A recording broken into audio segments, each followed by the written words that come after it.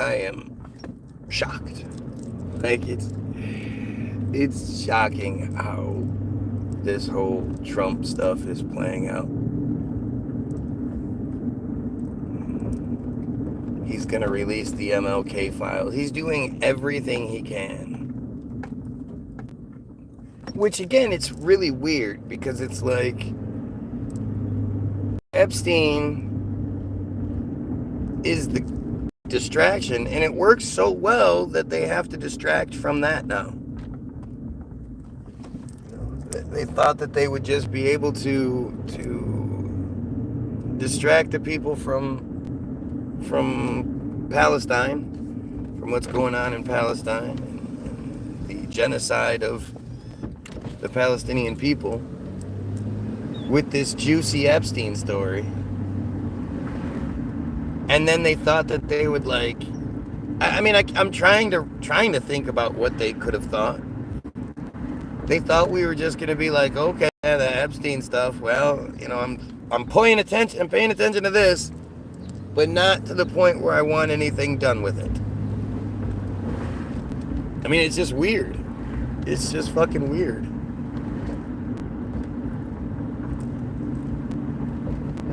And you have to, like, if you look back in history, right? There are multiple times when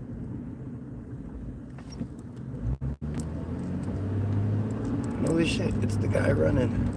I've never seen somebody run more gay in my life. It is the strangest thing ever. This is a dude.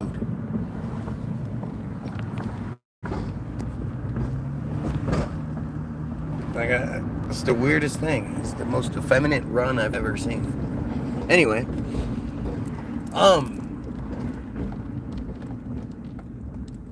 yeah, I look at all this stuff and I just think, like, who falls for it still? I mean, I guess everybody's falling, because we're not talking about Palestine nearly as much as we need to be.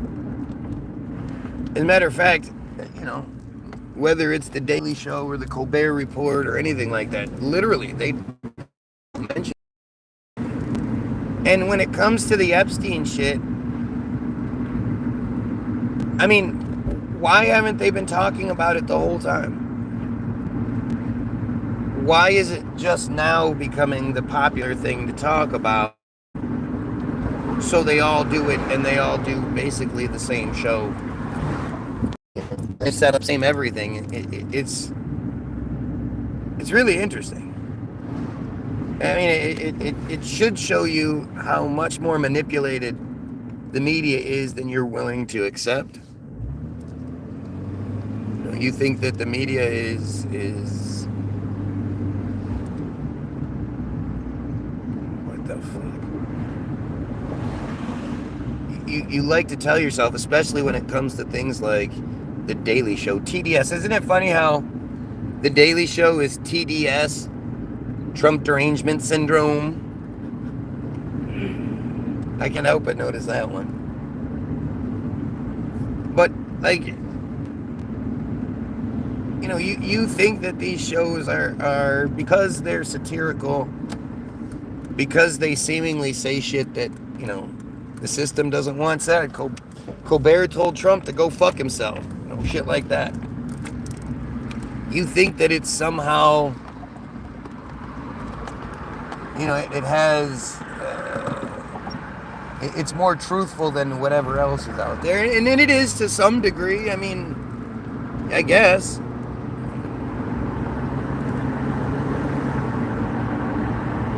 Oh, you plebes who drive. Oh, you don't have your own driver? Come on, what's wrong with you, you dumb plebe? You plebeian. But, of course, the pedophiles are going to come in here and not be like, fuck yeah, we need to oust these pedos. Fuck yeah, we need to stop this genocide. This dumbass is never going to say anything like that because he's a fucking J pedophile. It really does come down to the evidence you're presented most of the time. You just have to see it for what it is. they're not going to come out and say these things directly, especially not when they're guilty of it. But profiles like this Robin profile, this is a fucking J pedophile.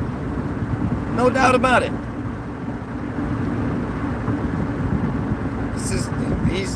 He's doing cleanup duty, what he's supposed to do. And instead of supporting the truth, he's sitting here trying to, shoot the messenger, so to speak. And that's all they have. Leah Bia! Delicious. Blueberries, especially fresh blueberries, are amazing.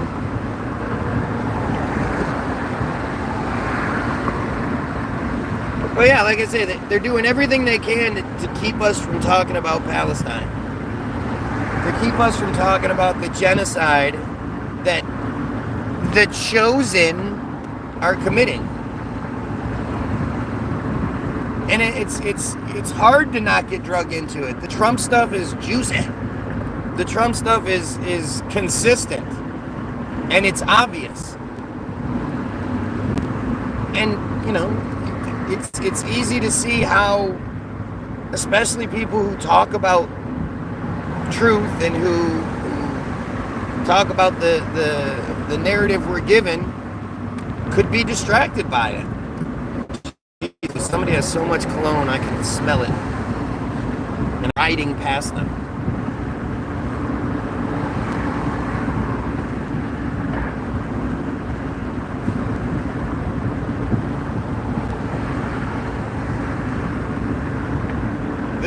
This is,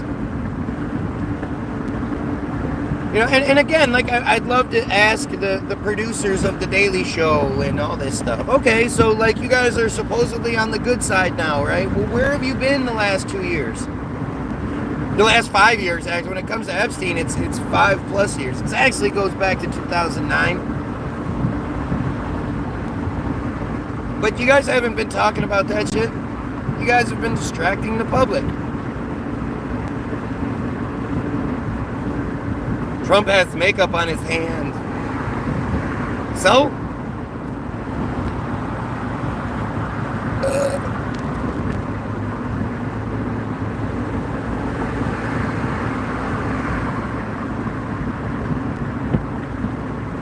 If I'm wrong, why do people come in here day after day after day to watch me for hours and beg for my attention? Doesn't really make any sense. You'd think if I was wrong about shit, you'd just prove it. You just, show that I'm wrong. And I mean, you can see it right here, right? The Robin character was flat out called a pedophile and a J, and they didn't deny it. Who doesn't deny it? Who's like, let's talk about something else other than Trump and the Trump administration and all that other shit, right?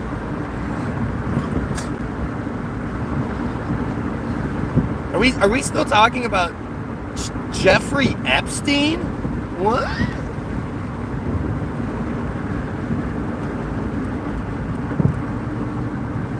I mean, it's so crazy how obvious all this is, and that it's simple.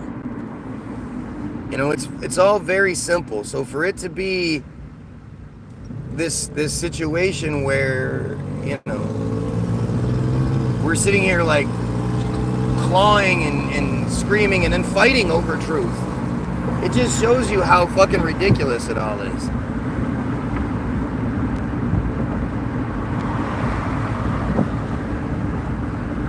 Yep.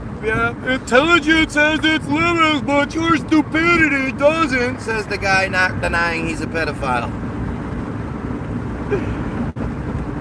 I mean, it's just, I couldn't ask them to be better. I couldn't ask them to be better examples of what I'm talking about. As I always say, who is going to be angry about me talking about these things? What's up, Karen? Right, Anyway, the fact that Trump keeps trying to play this off like he's forgetting the guy's name. We're still talking about Jeffrey Epstein. Like, it's so goofy. It's so fucking goofy. And for all of you Trumpanzees out there, you should be ashamed of yourselves, man. You guys are just you're so stupid, and I don't understand like what the motivation is. I don't understand what the fuel is for that. Why would you continue to willingly be such fools? Yep, I'm deflecting by flat out calling you a pedo. See, again, that's the response. You call somebody a pedo and they go, "Oh, well, you're deflecting. Oh, well, you're stupid." Well, like it's just, who does that? How many of you do that? How many of you get called pedophile and you don't address it? Really crazy. But again, it makes sense, because you would have to ask yourself, like, who is going to be on my feed talking shit? I just passed a Shell gas station, although I'm pretty sure they sell shells, because that's the name, Shell, and then they have a Shell logo. So that must mean they sell shells, right? I don't understand how titles work. It's you know, the problem for most people is they don't think that they can see the truth. They don't think it's out. They think they have to be told everything. And instead of realizing, like, what a fantastic truth barometer you actually are, what a fantastic, just reasonable person you are, that you can see what's real and what's not real. You're not that stupid. But this is, you have to think you are. You have to, you have to believe that the system is your source of information. You couldn't possibly discern what you're being shown, whether it's truth or not. If somebody's not telling you, then how do you know? And the reality is, you always know. You always know. When something is fucked up, you always know it. Anytime you get really screwed over, you go, "God damn it, I knew it. It's too good to be true. I knew it." You knew it was fucked up. You just ignored all those feelings, those warnings, those red flags, whatever. But you knew it. That's why you were looking for red flags to begin with.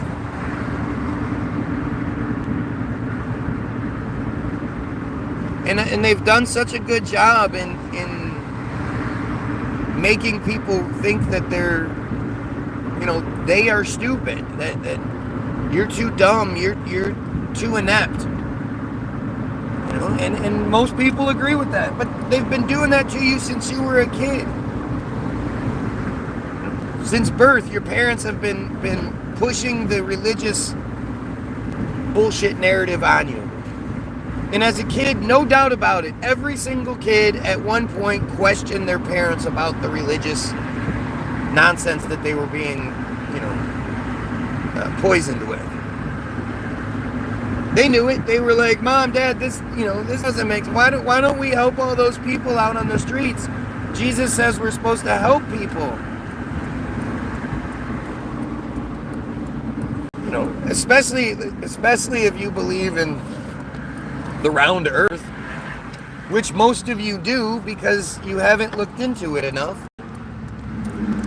But at some point you had to go, well, Mom, Dad, like, what about the firmament? I thought we lived on a ball flying through space and yada, yada, yada.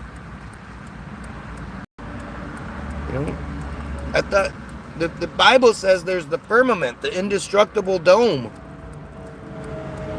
Come on now.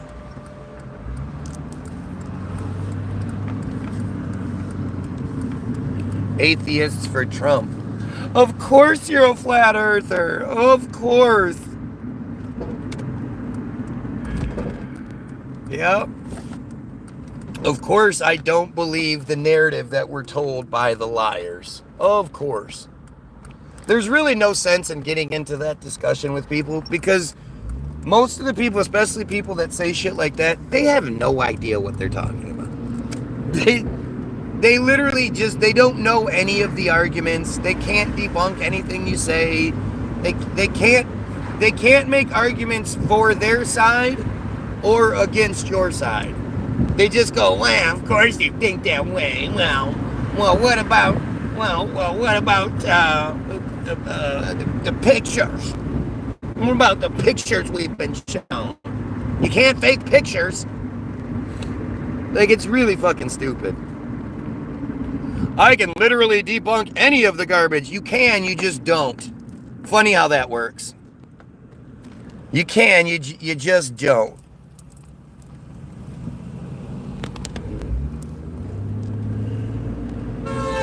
And of course, are you you're any of the stuff are the garbage I spout. So pedophilia, pedophiles being killed, you're going to debunk that. We should stop the genocide, you're going to debunk that. We should end the J supremacy, you're going to debunk that. I'd love to hear any of your debunk arguments.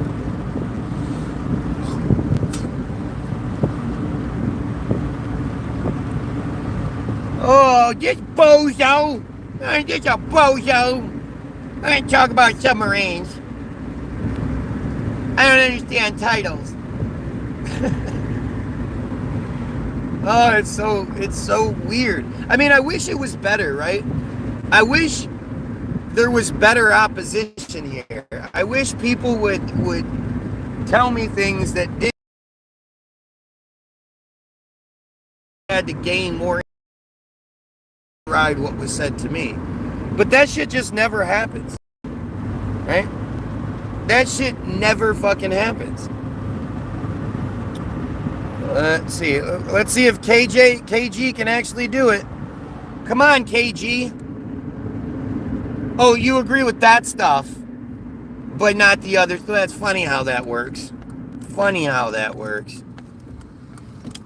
You don't say you agree with that stuff until called out about it, but you can debunk any of the garbage I'm spitting out, remember?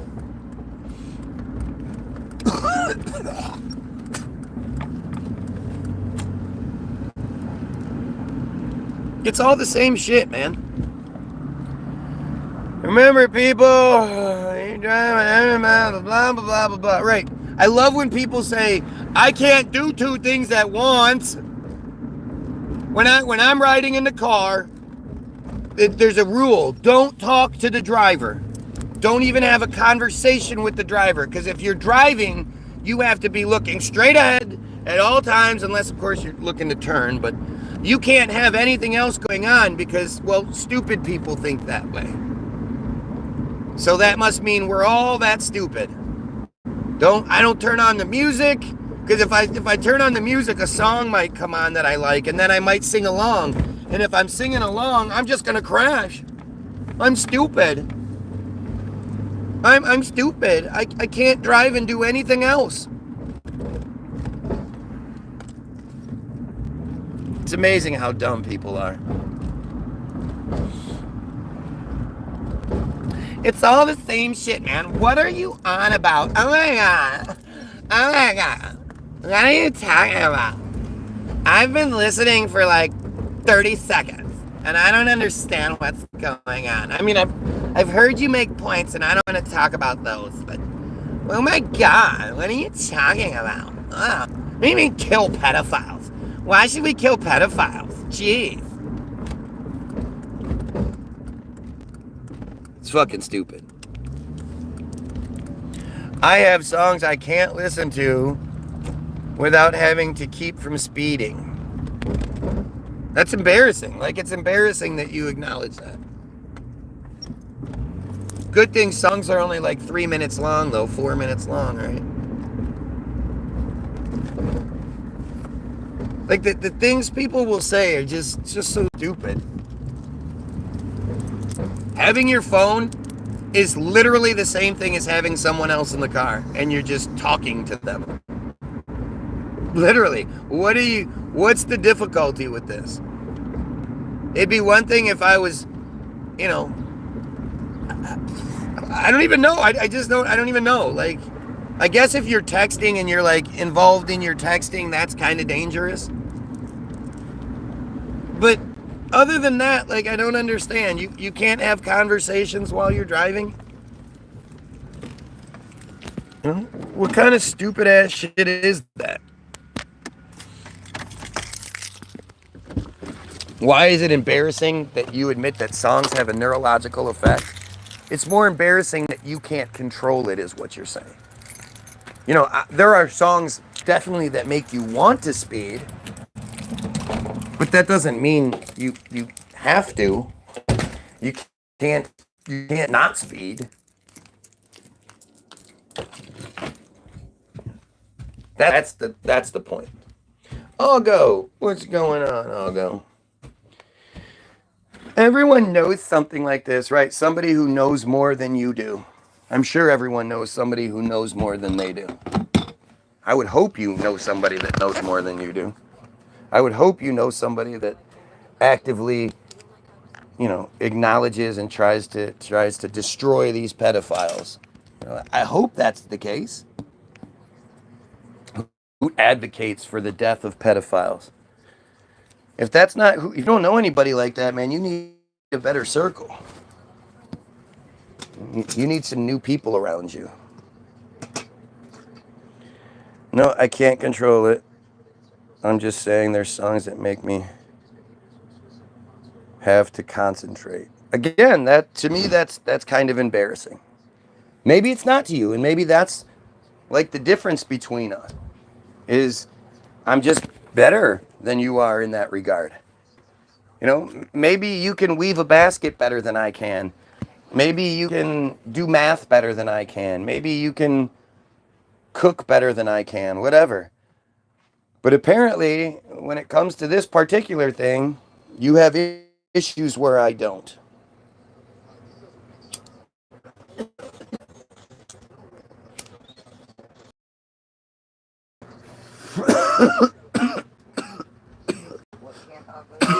It's not all go.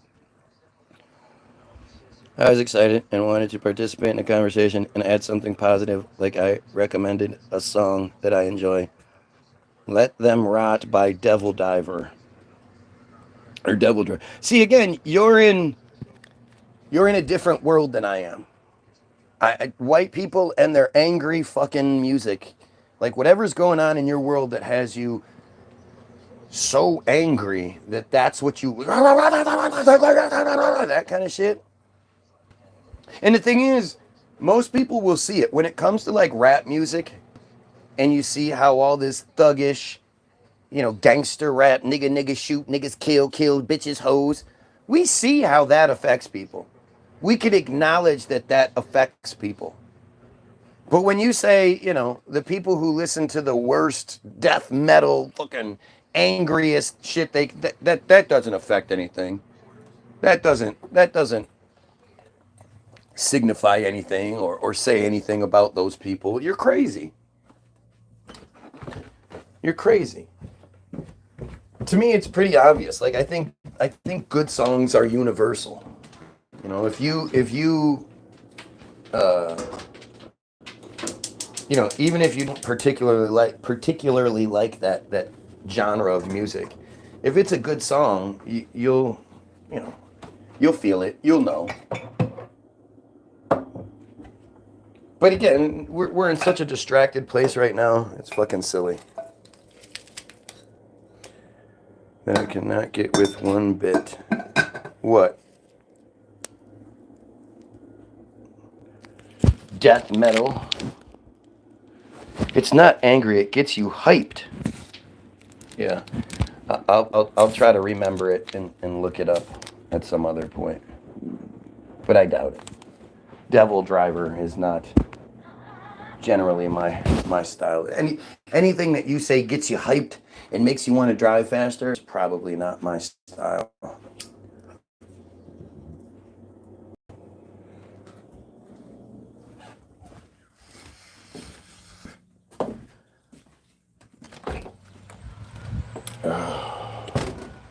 And believe me, I know the whole thing about speeding because you're listening to a song. I get it. I'm saying, if you're saying that's something that you can't control, well, that's a whole different story.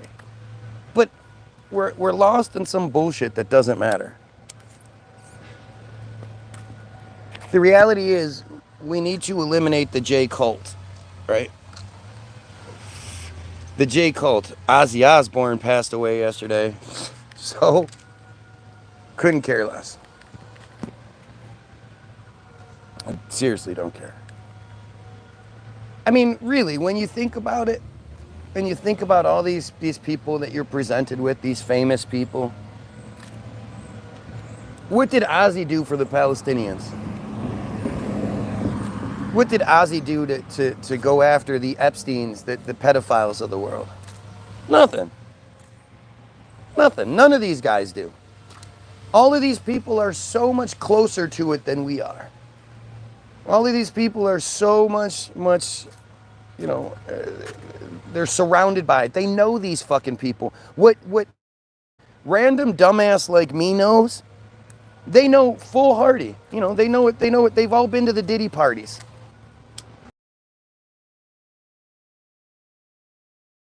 And I just don't have any respect for those people.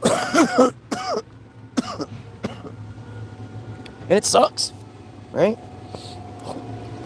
It sucks because it's you know, these are the people that you admire, like, especially as somebody who makes music, I admire other musicians.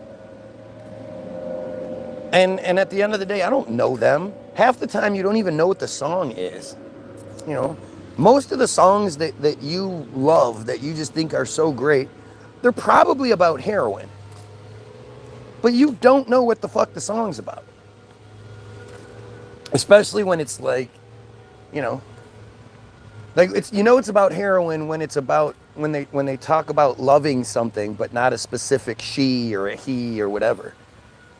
Whoa, check that out.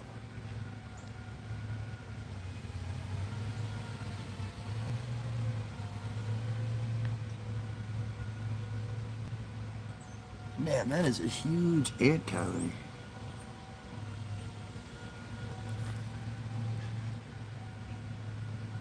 That's awesome.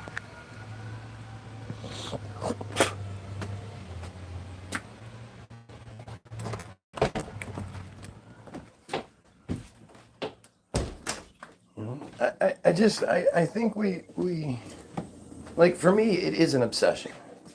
I am 100% obsessed with fixing this scenario to where children don't get raped. And if they do, we kill those people. Like, there's no way you're going to tell me that I shouldn't think that way.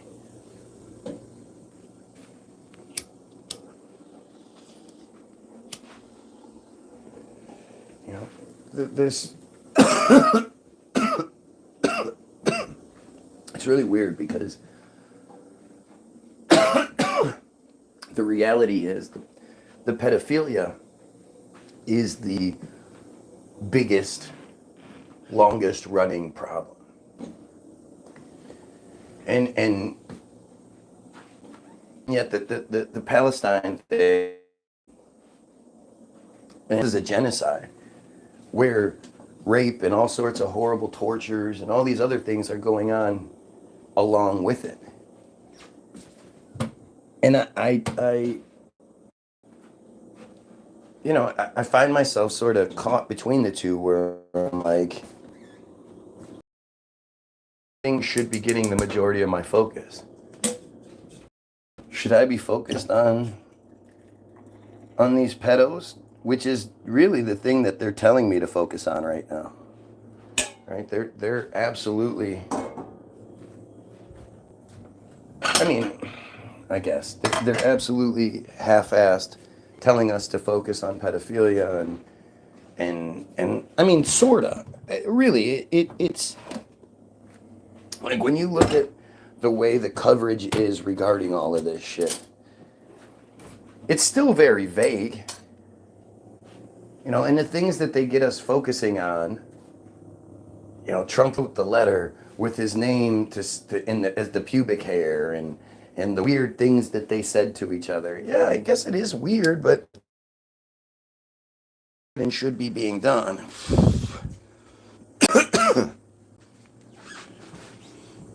Do I think Trump is on the Epstein list? I don't. That's the thing I'm saying. Like, this whole idea of the Epstein list. What are we even talking about? This concept of a list. I mean, do you think it's like a piece of paper with a list of names on it, and then it's like pedo, not pedo? Like, it's really kind of goofy, actually. What are we even talking about with this shit? None of this has anything to do with everyday. Yeah, it does. Yeah, it absolutely does. This cult is the worst in the world. And the thing is, you see this all the time from defenders, from either brainwashed fucking, Goyim defenders, which I don't understand, or them themselves, where they try to play it off like, yeah, I belong to the pedophile organization. Yeah, the literal foundations of this shit are just the creepiest stuff. The most important mitzvah, the most important ritual in the thing is the circumcision followed by Matitza Bipa, is Brit Milah followed by Matitza Pape. And at the end of the day, they refer to you as a goyim. All of them do. They all do. They all believe that they are chosen by God. They are born special. They're born better than you. And they were born chosen by God. There's issue there. You should take issue with that. This isn't an equality belief structure. This isn't a belief structure that supports everyone equally and, wants the best for everyone. This isn't what this is. This is a cult. And if there was any other group that participated in such horrific shit as the foundations of their cult, you would absolutely call it out. Right? You would absolutely call it out. Waiting for you to hit me with, have you read the Talmud? We'll keep waiting.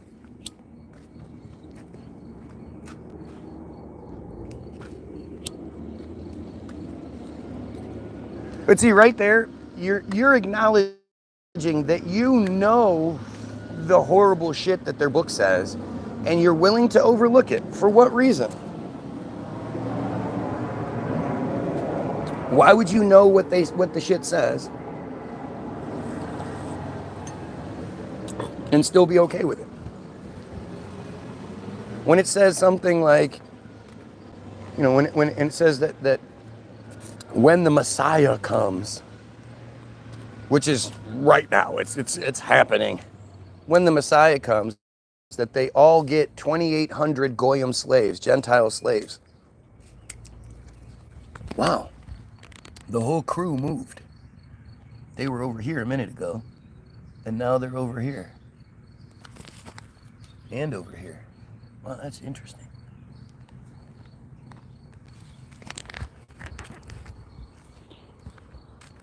I think both those groups are conflated every time someone says Israel. I don't know what you're talking about. You're confusing Zionism with Judaism. No, see, you're stupid. You're stupid.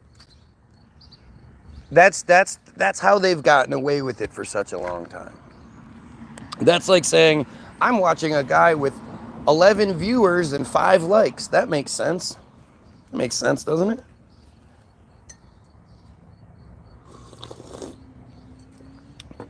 But the whole thing with like Zionism is the one you're allowed to say. These are just words and phrases that they've given us to sort of placate things. So that people who do feel and see all these things have something to say. So they don't say It's the Zionists. Oh. But how do you say free Palestine to the Lebanese, to the Syrians, to the Iranians? How does it even work? You can't. You know, when you look into the history of what Zionism is supposed to be, it's literally just an extension of Judaism. It's just the more showy version of it. But again, at the end of the day, they believe that unless you are them, you're a goyim. You're either chosen or you're goyim. Everything that isn't them is goyim. Whether it's people, cars, cats, dogs, chairs, beds, whatever it is. It's all goyim because it's not them.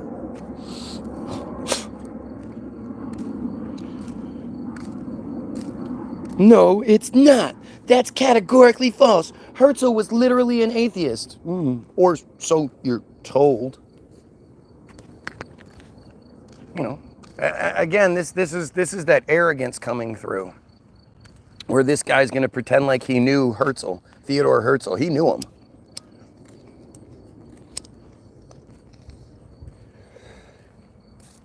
It's just insane. And we're talking about, again, when I'm talking about Brit Milah and Matitza Bapeh, that's not Zionist. that's Judaism. When I'm talking about the concept of chosen by God and the rest of us are just slaves, that's Judaism. That's not Zionism.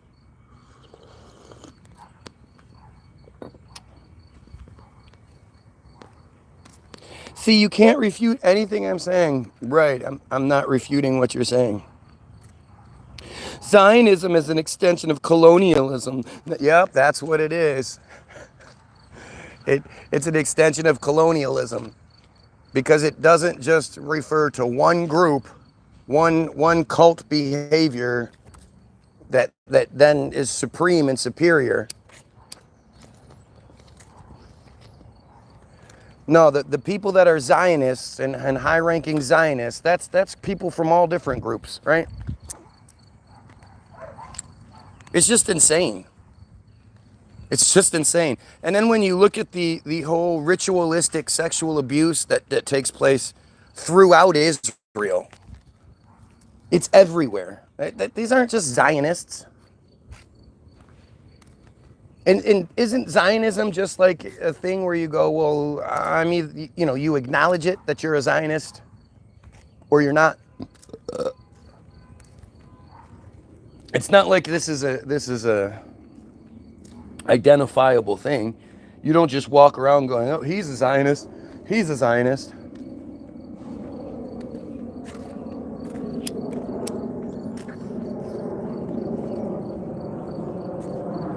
I mean, where are all the Jews saying that Israel shouldn't exist? According to their whole nonsense beliefs, Israel can't exist until after the Messiah shows up.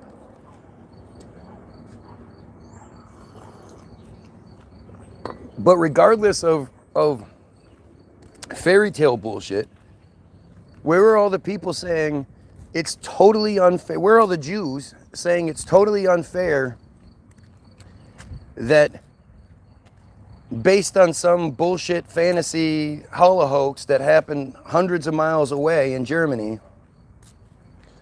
the people of Palestine should have to give up shouldn't have to give up their land? Where is that? Where are the Jews that are these good Jews that we're always talking about? Where are the Jews that are coming out and saying, you know, Hollywood needs a complete reboot because they control it and they just love raping people?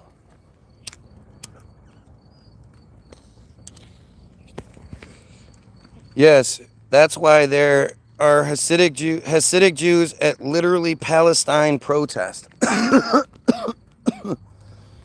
No.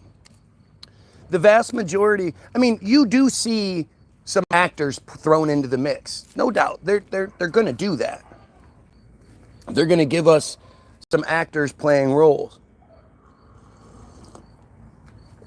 But for the most part, especially the Hasidic ones, they you know, they're talking about one aspect or another. Nobody's saying we need to remove Israel altogether. None of them are. And if and not nobody. Very, very few of them are saying that. Israel has no right to defend itself. It's just not how that works. A lot of them do, actually. Sure there are. A lot of them. A lot of them.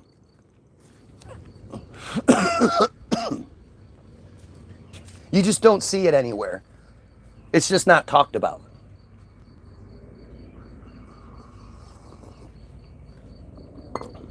As I've always said, if you're willing to say, I don't believe in, support, or represent this supremacist cult, I think we're all equal. We should all be working together to make the world a better place. You know, then I don't have any issue with you. I actually think you're spectacular. If you're somebody who was raised in the cult and then you leave it, I mean, that's just spectacular. You are a phenomenal person. Especially surrounded by the animals you're surrounded by. If you want more land, build O'Neill cylinders. We have the technology capacity to do so right now. Sorta. I mean, if you look at like the UAE and remember they were going to do they were going to build islands and they were going to make it in the shape of the universe and they made them the one in the shape of the United States, and like they made all these different supposedly man-made islands, but they were reclaimed by the sea. It didn't work out so well. You know, why don't we just do what the Venetians did? You know, supposedly. This making land where there wasn't land is old technology, apparently. The Venetians, hundreds, thousands of years ago, were escaping Roman persecution and fled to the swamps and, you know, drilled a bunch of fucking trees down, tree trunks down into the ground. And then built on top of it. Like, it's just stupid. And after all this time, the trees, because of the salt water, have turned into concrete somehow.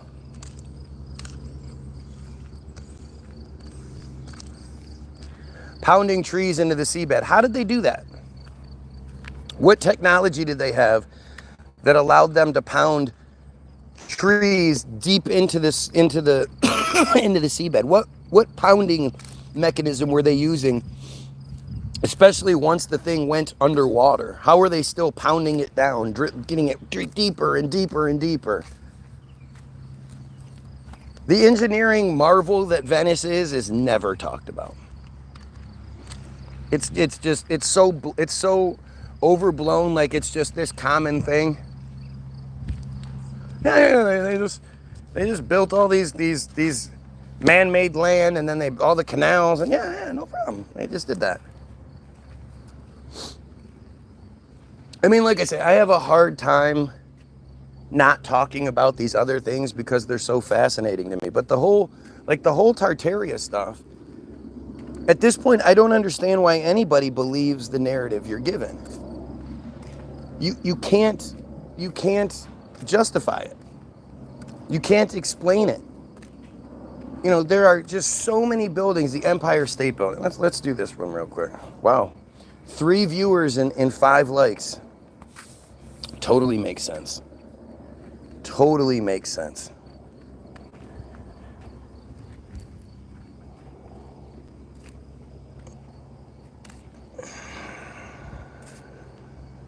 Empire State Building. Just hear this history of the Empire State Building. It's actually fucking insane.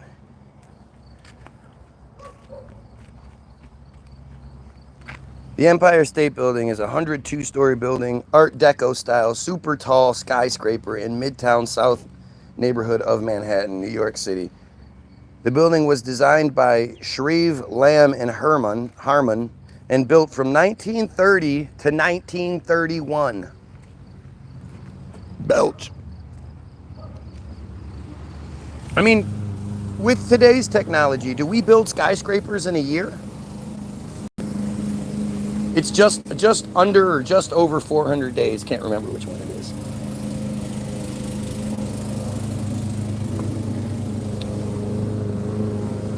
Does that make sense to you? The building has a roof height of 1,250 feet and stands a total of 1,454 feet tall, including its antenna. The Empire State Building was the world's tallest building until the first tower of the World Trade Center was topped out in 1970. Following the September 11th attacks, 2001, the Empire State Building was once more New York City's tallest building until it was surpassed in 2012 by One World Trade Center. How about this? The World Trade Center was a complex of several buildings built primarily between 66 and 75. So it took almost 10 years to build the Empire State Building with much more modern technology, right? Much more modern technology in the 60s. But in the 30s, they were able to build what was the tallest building in just over 400 days. Let's see. Let's go back to the history of this. Let's see if we can. The site of the Empire State Building on the west side, 5th Avenue, between 33rd and 34th Street, was developed in 1893 as the Waldorf Astoria Hotel. Which, again, when you look at the Waldorf Astoria Hotel, this is what it's supposed to have looked like. So in the 1800s through the early 1900s, this is what we were capable of building.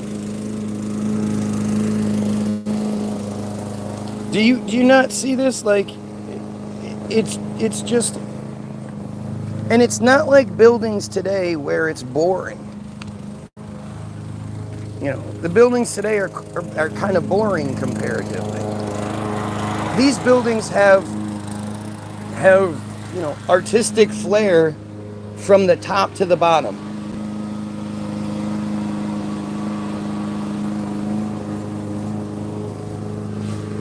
All the way at the very, very top of the building, where 99% of the people will never see. There's artistic flair. I mean, it's just, I'm watching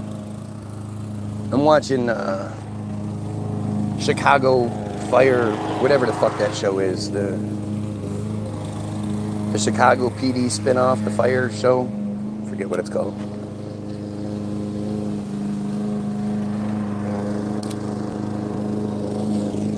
And at one point they go into this one building with this huge foyer, and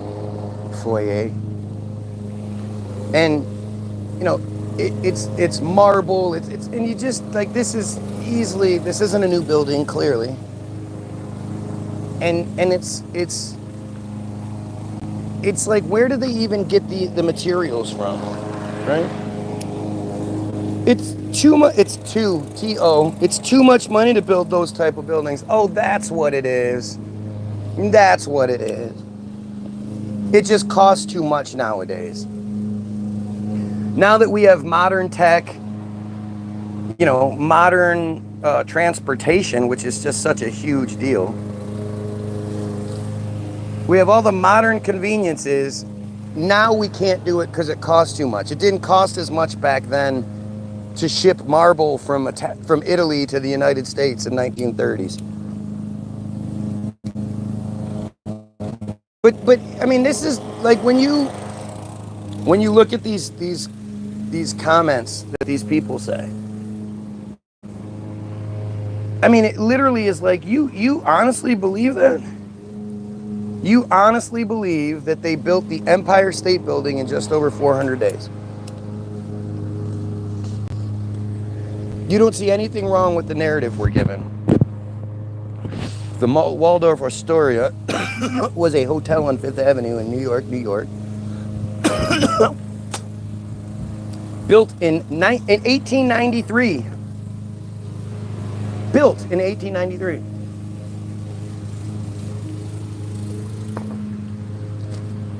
And razed in 1929. I'm not sure what razed means. It originated as two hotels built side by side by feuding relatives. I mean, again, really? Not only were there this surplus of materials back then, there were also a surplus of artisans, of people who can do this shit. So much so that they were built right next to each other. At the same time, same year. Built by feuding relatives and expanded in 1897.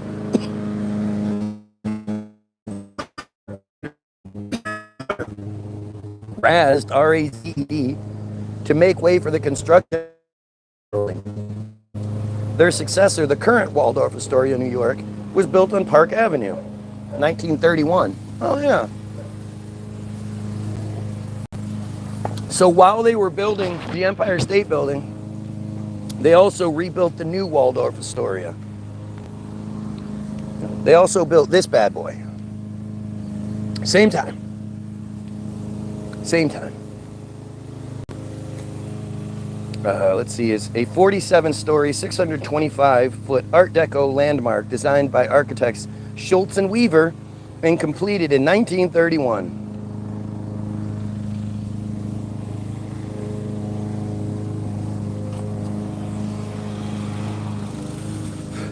It took from 2017 to 2005 just to renovate it. It says it was renovated 2017 to 2025. It took 8 years to renovate the building that took 1 year to build.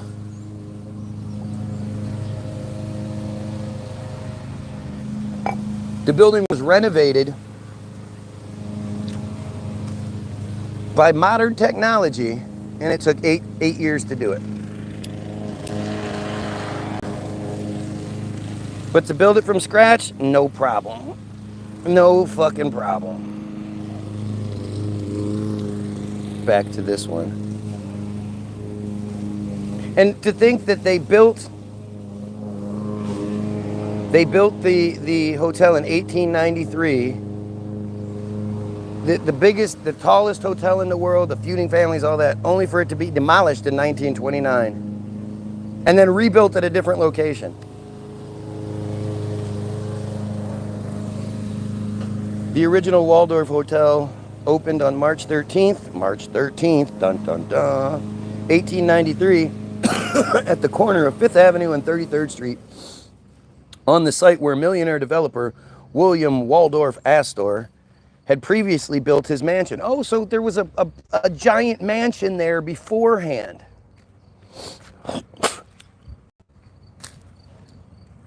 Wonder when his giant mansion was built.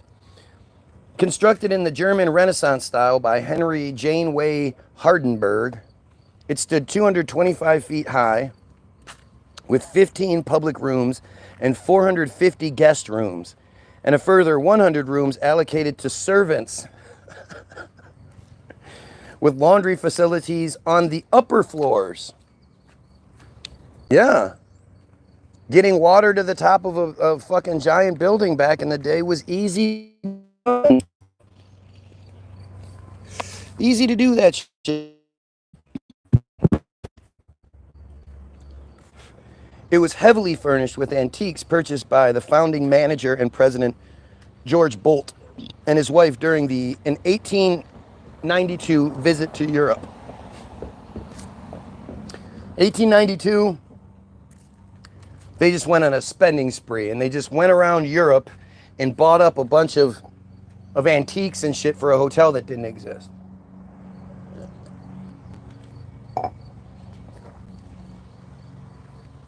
The Empire Room, that's weird. The Empire Room was the largest and most lavishly adorned room in the Waldorf, and soon after opening, it became one of the best restaurants in New York, rivaling Delmonico's and Sherry's. The Astoria Hotel opened in 1897, 4 years later, on the southwest corner of 5th Avenue and 34th Street, next door to the Waldorf.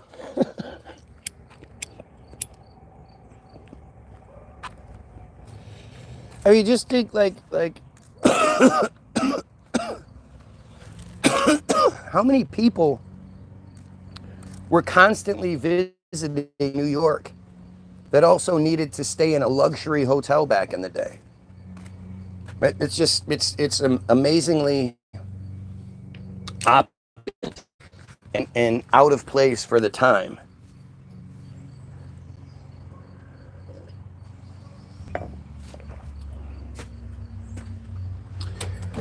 It was designed by German Renaissance.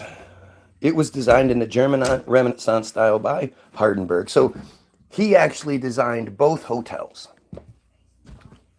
The rival families built the hotels next to each other, and they used the same designer. At a height of about 270 feet, with 16 stories, 25 public rooms, and 550 guest rooms. Shut up, cow. The ballroom in the Louis XIV style has been described as the piece de resistance of the hotel, with a capacity to seat 700 at banquets and 1,200 at concerts. The Astor dining room was faithfully reproduced from the original during the original dining room of the mansion, which once stood on the site. Connected by the 300 meters long corridor known as Peacock Alley, after the merger in 1897, the hotel had 1,300 bedrooms, making it the largest hotel in the world at the time. Hi, okay. It was designed specifically to cater to the needs of socially prominent, wealthy upper crust of New York. Yeah, and distinguished foreign visitors to the city. It was the first hotel to offer electricity and private bathrooms throughout. The first hotel to have bathrooms in it. Private bathrooms. Otherwise, you were stuck going to the bathroom with everybody on the floor, right? Rich and powerful.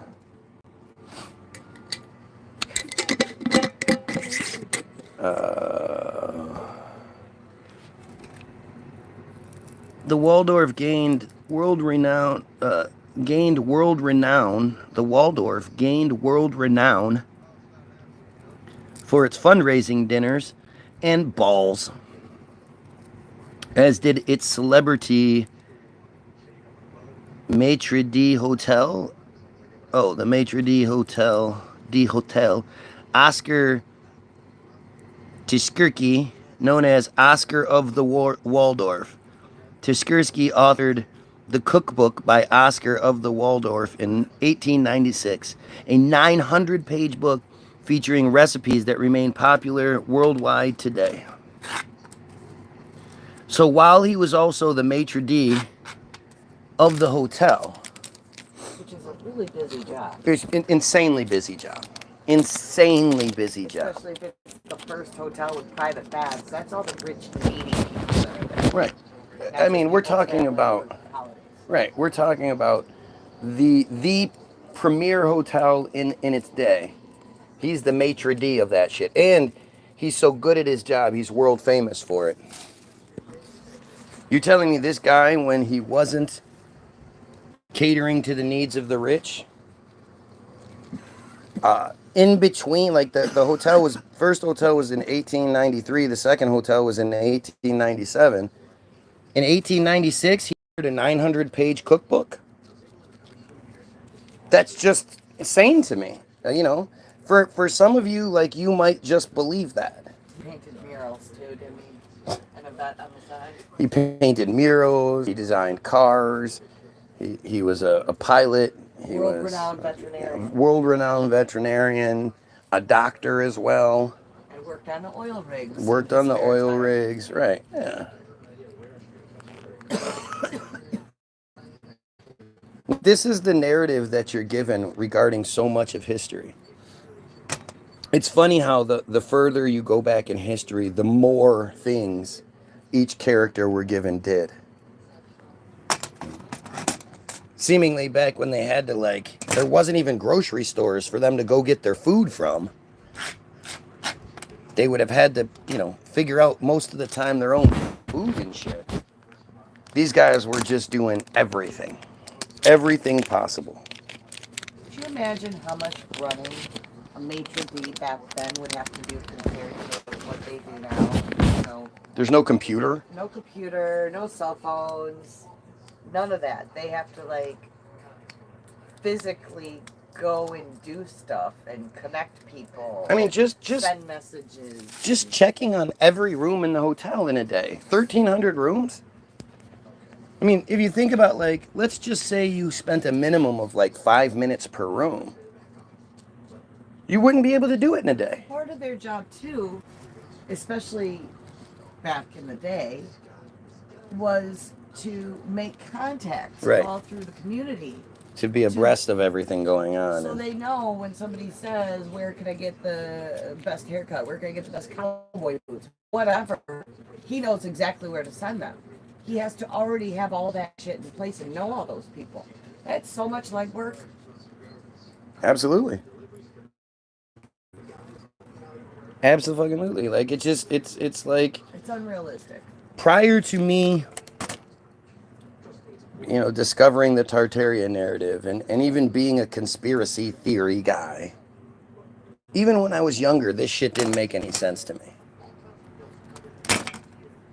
You know, this is just, it's just bullshit.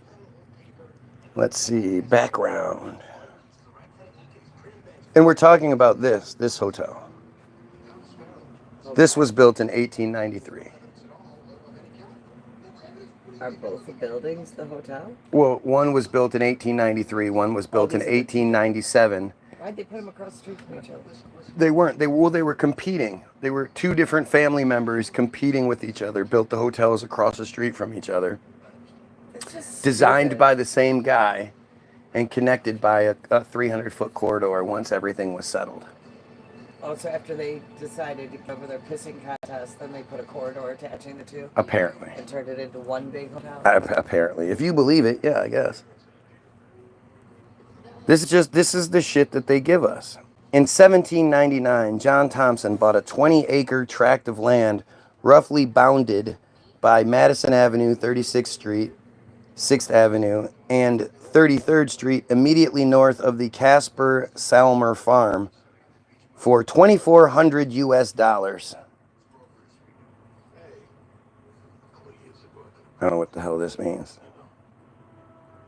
In 1826, John Jacob Astor purchased Thompson's parcel, I'm gonna leave my shit downstairs, as well as one from Mary and John Murray, who owned a farm on Murray Hill in the area which is now Madison Avenue and Lexington Avenue between 34th and 38th Street. In 1827, William D. Astor Sr. bought a half interest, including 5th Avenue, from 32nd to 35th Street, for $20,000. He built an unpretentious square red brick house on the southwest corner of 34th Street and 5th Avenue, while John Jacob Astor erected a home at the northwest corner of 33rd Street.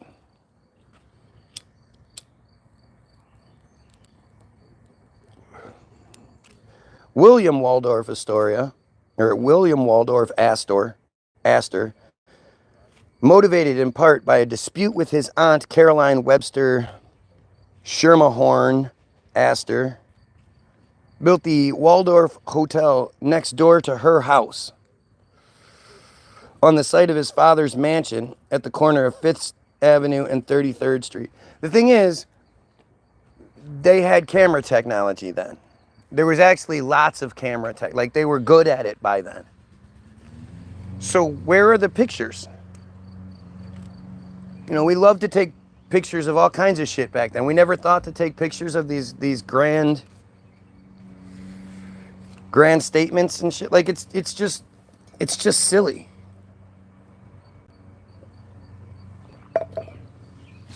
It's silly because you just have to keep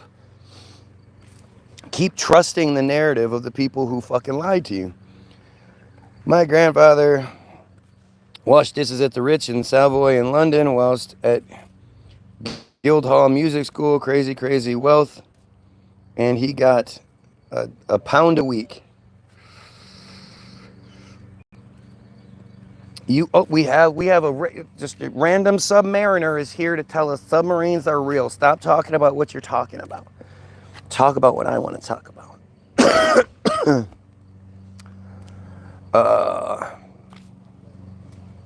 When the 1870 Astor home was demolished, there was no idea that Astor would build a hotel on the property.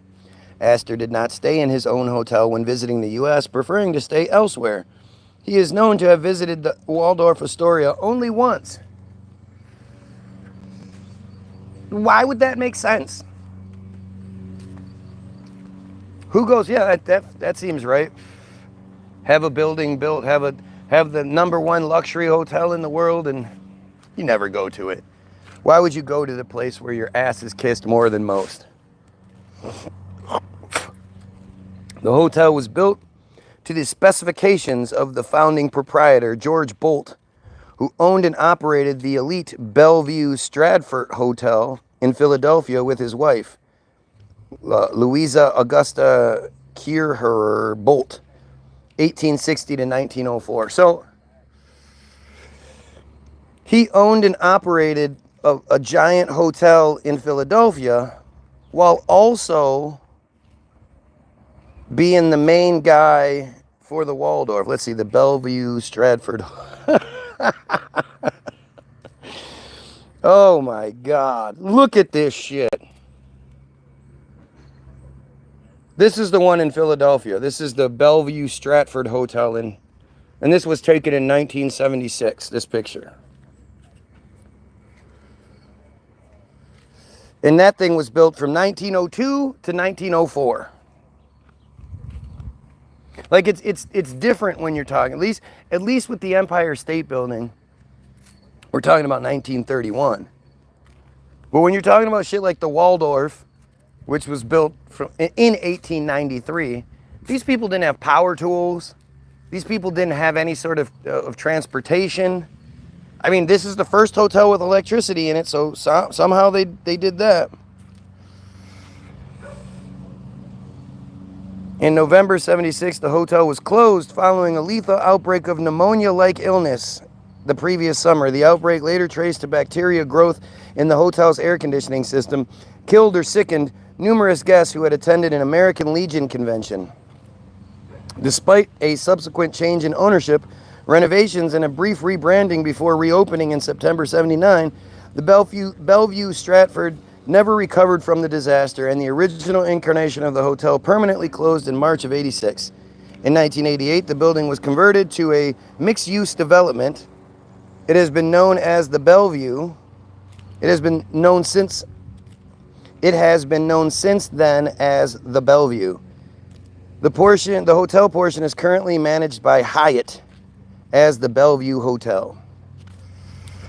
Born George Carl Bolt in Prussia in 1851, he immigrated to the United States as a teenager in 1864. Here we go. Here's one of these fantastic stories. Beginning as a kitchen worker. He was just a kitchen worker. At age 25, was hired by William Kierher, Kehrer, Kehrer, steward of the Philadelphia Club. Where's the Philadelphia Club? Let's see what the Philadelphia Club is. Formation in 1834. It was a gentleman's club. Oh, Philadelphia Club was founded in 1834 and is located at 13th and Walnut Streets in the center city, Philadelphia. It is the oldest city club in the United States and is one of the oldest gentlemen's clubs. Fucking silly. He was a steward, hired by William Kerr, steward of the Philadelphia Club, as his assistant steward at the time of the 1876 Centennial Exposition at Philadelphia. Gotta love these Centennial Expositions. An illustration of opening day ceremonies at the Centennial Exposition in Philadelphia on May 10th, 1876. They could have taken a picture of it, but instead somebody drew this nice picture with all those giant buildings in the background. Trump drew it. Yep, you can see the pubic hair. 1876. Opening day ceremonies, 1876. A lot of everything. Look at the buildings. All those people. How did all those people get there? Were they all just taking horses and then they parked their horses at the horse park lot and went about their days, while... Come on now. We only needed one carriage. That's true.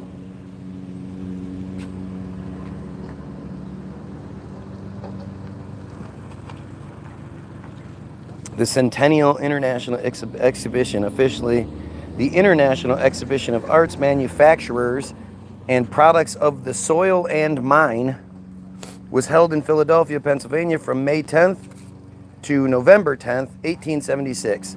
It was the first official World's Fair to be held in the United States and coincided with the centennial anniversary of the Declaration of Independence's adoption in Philadelphia on July 4th, 1776.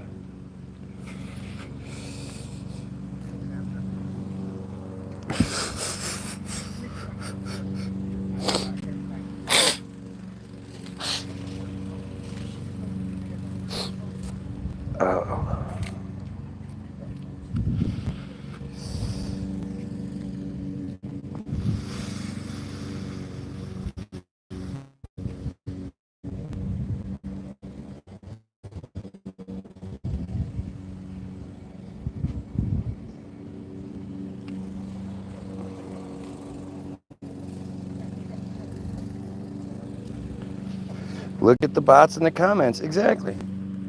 Either it's bots, which, would at least sort of make sense, or it's people. And to think that there are all these... Wow.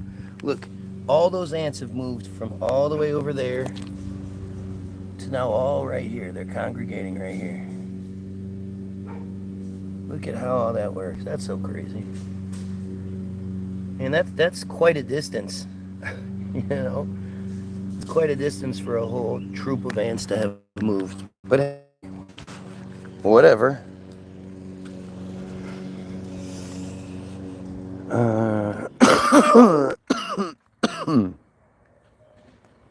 It was held in Fairmount Park along the Schuylkill River on fairgrounds designed by Herman J. Schwartzman. Nearly 10 million visitors attended the exposition and 37 countries participated in it. So let's do some quick math. May, June, July, August, September, October, November. So that's 7 months to the day. This thing was run from 7 months to the day. That's roughly, 210 days total? Right? If we're going to say the average month is 30 days, 7 times 30, 210, right? So in 210 days, 10 million people attended this thing. Let's see. 10 million, 10, 1, 2, 3, 1, 2, 3. 10 million divided by 210. means roughly 47,619 people attended each day that thing was open in 1876.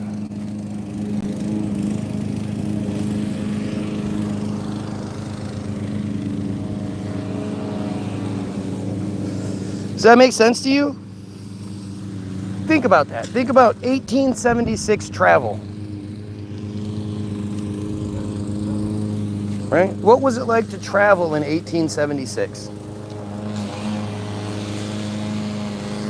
I mean, at least they say it was, you know, the warm months. At least they don't bother to try to say this happened all winter, because that would have been ridiculous.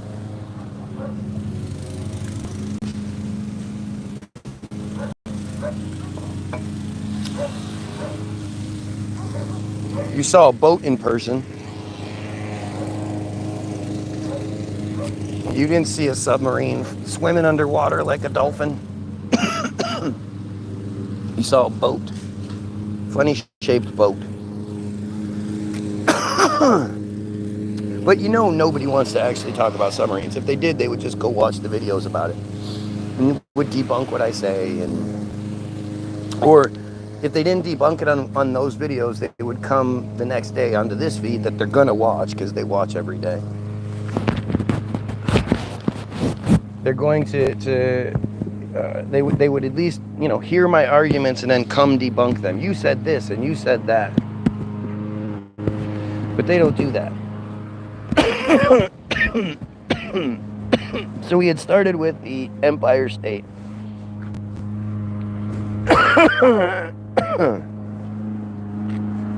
And that's what I'm going to go back to. Because, I mean, it's so easy to get lost in this whole thing. It's so easy to get lost in the narrative. Oh yeah, and here you go. Wikipedia, the Empire State Building history is totally locked.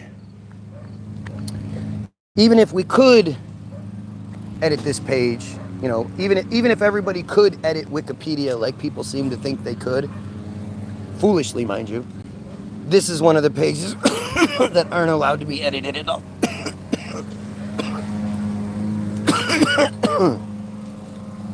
So that cop-out argument that people always make, Wikipedia, anybody edit Wikipedia,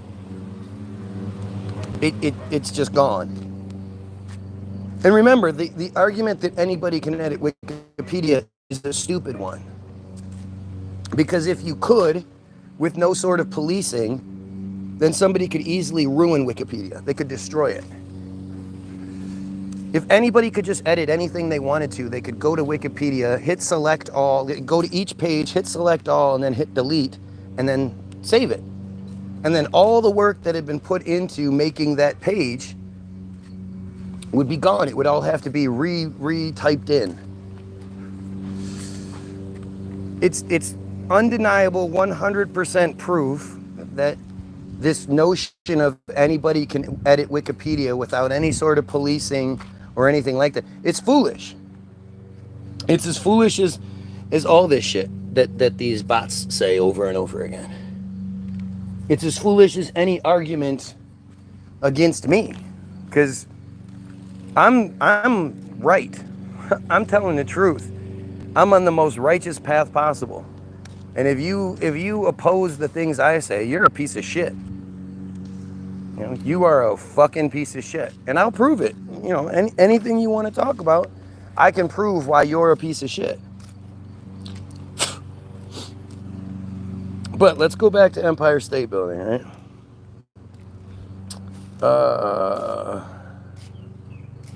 As of 2025, the building is the 8th tallest building in New York City and the 10th tallest completed skyscraper in the United States and the 59th tallest completed skyscraper in the world. Let's go to the history. The site of the Empire State Building on the west side of 5th Avenue between 33rd and 34th Streets was developed in 1893 as the Waldorf Astoria Hotel, right? That's where we went into that whole thing. And I mean, it's like, it's funny how often you need to refer to drawings. They didn't take pictures of shit back then for some reason. I mean, they did, just not of these monumental achievements. Almost like building these giant fucking buildings was so easy and so commonplace that it's like, why take a picture? It's just another giant skyscraper, just another building, just another this, just another that. Right? Like that's almost the attitude of it. You know, when you first have your kid, you just take picture after your first kid, especially. You take pictures of them every single day. You're just fascinated. The second kid, you're like, yeah, I've done this before. Unfortunately, but that's the attitude we have. Once it becomes regular for us and it loses its new car smell, we don't pay attention. And is that what we're trying to say? The reason why there weren't a bunch of pictures of all these monumental monuments being constructed is because it was just so boring for them, so commonplace?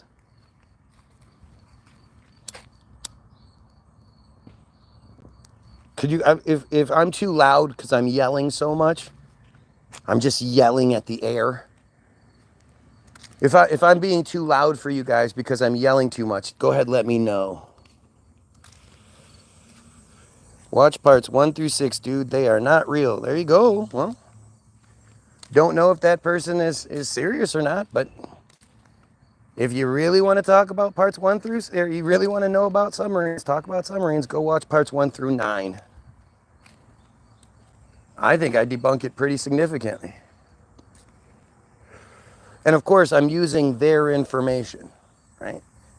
Wikipedia is the best source of information. Wait, what? You guys are confused? Let me just show you the again, full-on undeniable proof that you don't know everything. So this is israelnationalnews.com. Moetzet Yesh, in conjunction with My Israel, has arranged instruction day for wiki editors. The goal of the day is to teach people how to edit in Wikipedia, which is the #1 source of information today in the world. As a way of example, if someone searches the Gaza flotilla, we want to be there. We want to be the guys who influence what is written there, how it's written, and to ensure that it's balanced and Zionist in nature. Okay, so that is Naftali Bennett, who in 2025 is the former Prime Minister of Israel, but back in 2010 was the future Prime Minister of Israel. Flat out saying that Israel controls Wikipedia. And just in case you needed an example, he specifically talks about something that has to do with Gaza and then says that they want to be there to influence what you're thinking, what the reader is thinking, to influence what is read or what you end up reading, how it's written, and so that it has a Zionist, so it's Zionist in nature. Like I seriously, I don't know of a better piece of proof.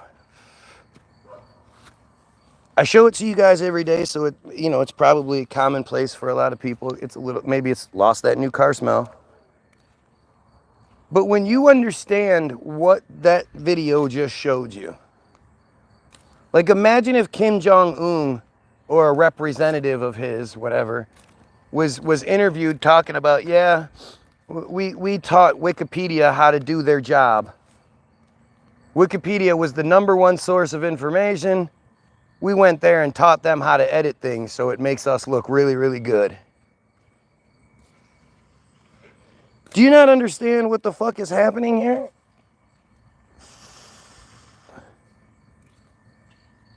It's such an obvious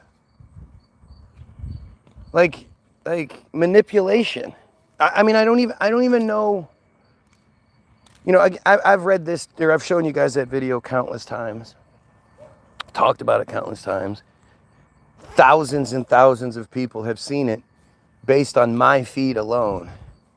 And I don't think anybody's ever even attempted to argue against it. You know, it's like that all they ever try to do is change the subject. You know, they're not trying to say, "Oh, you're just misreading this or misunderstanding what's being said," or, you know, they don't ever attempt that shit. Hmm? Oh, yeah, real convo. Any one person can be this arrogantly stupid, right? I know. How dare I know things that you don't know? I love all that bullshit, like the name calling and all that, because we all know, like in any other situation, you would tell like the little, oh, well, he's just name calling because he can't actually, you know, argue with you. He's insecure. He you know, he realizes how much better you are than him, so he's just trying to bring you down because he's not smart enough to actually argue with you. Look at all these ants. It's actually, a lot of them must have gone underground because it started here when I first got home. They were all here and they've made their way all the way across to right there. That's insane. I wonder if the queen went by, we just didn't see it.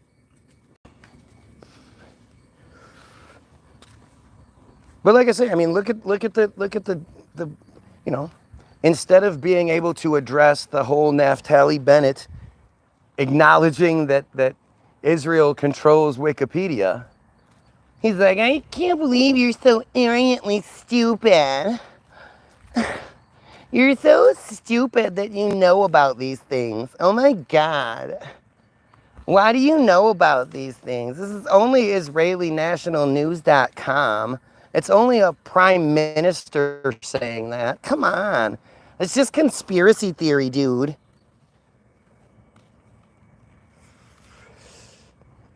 It's one guy writing the articles, he says in capital letters, because again, he's stupid, I guess. I mean, I don't even understand what he's fucking talking about. But this is, you know, their best. So are you saying that I'm doing this? That I have somehow gotten a lookalike, a Naftali Bennett lookalike back in 2010, you know, because this is from 2010. And then I somehow got IsraelNationalNews.com to post it, or I at least manufactured it, while also manufacturing the YouTube channel.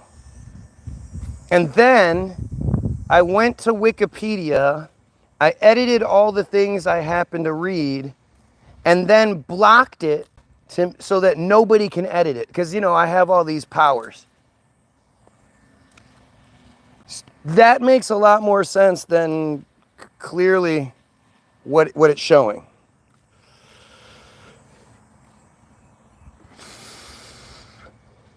I mean, it's so funny to me. Oh, now we're going to get the talking points, the provided talking points. So for those that don't understand what's going on, we have to do this every day. It takes a minute, but there's a level of understanding that has to be had here. So the first thing we're going to do is team. Yet the edit never changes.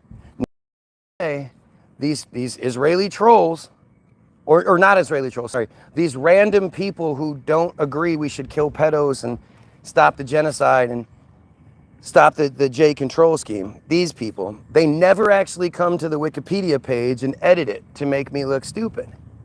Because anybody can just edit this, right? Team Jorge is the name given to an outfit of Israeli contractors specialized in the use of malign cyber activities, including hacking, sabotage, and bot, farm-run, social media disinformation campaigns to manipulate the outcomes of elections, presidential elections. So, if they can manipulate the outcomes of presidential elections, my little YouTube page isn't shit for them. The group was first exposed in February 2023, after an award-winning undercover operation by journalists from Israel, and France as part of a consortium of investigative journalists coordinated by Forbidden Stories. Schizophrenia isn't funny, and this dude wasn't a schizophrenic, just address what's being said, not attack him for saying it. JB, it's interesting how those that don't say the dumb shit always say the same shit. Like we always, it's always so obvious what's going on, the ad hominem that's going on. You know, these ad hominem attacks that they can't address what's being said, so they try to shoot the messenger. They try to, you know, distract and you know, just interfere with what's being said with whatever dumb shit they can bring attention to, while refusing to address what's actually being said. But the group was exposed by undercover operation by journalists from Israel, of all places, and France, as part of a consortium of investigative journalists coordinated by Forbidden Stories. Remember, this is Team Jorge, and this is just one group that was exposed by this undercover operation. Israel has hundreds, if not thousands, of black ops operations, organizations that operate behind the scenes, and you don't know anything about it. This is just the one time it got exposed.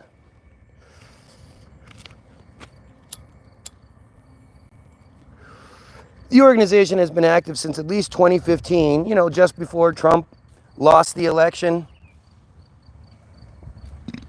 But then was put in place by AIPAC, by the swamp that he said he was going to drain. Lost the election by 2.7 million votes. Remember that? Yeah. And then Russia interfered, actually, even though there's no evidence to it. Active since at least 2015 and boasts of having manipulated 33. If you don't know the significance of the number 33, you're clearly new. You're clearly new. And you need to, like, that's low-level conspiracy theory stuff. Manipulated 33 presidential elections. 33 presidential elections. That's, I blow over it all the time, like, just say it. But presidential elections, 33 of them worldwide. Don't worry, many of them are in Africa, white people, so you don't have to worry. At least 4, many means at least 4. At least 4 of them were in Africa. And in 27 cases with successful results. If you did anything professionally and you got it right 27 out of 33 times, you'd be doing really well. If you were a baseball player and you hit the ball 27 out of 33 times, you'd be the unquestioned GOAT. You know, if your average was that, you just be, there's nobody even, the best baseball players in the world, the reason they give you the average as like, he's hitting a .27 is to make it sound better. .271, but that's 27%. That means every 10 times he goes to the plate, he only hits the ball on the average 2.5 times, almost 3 times. And he's considered one of the best in baseball.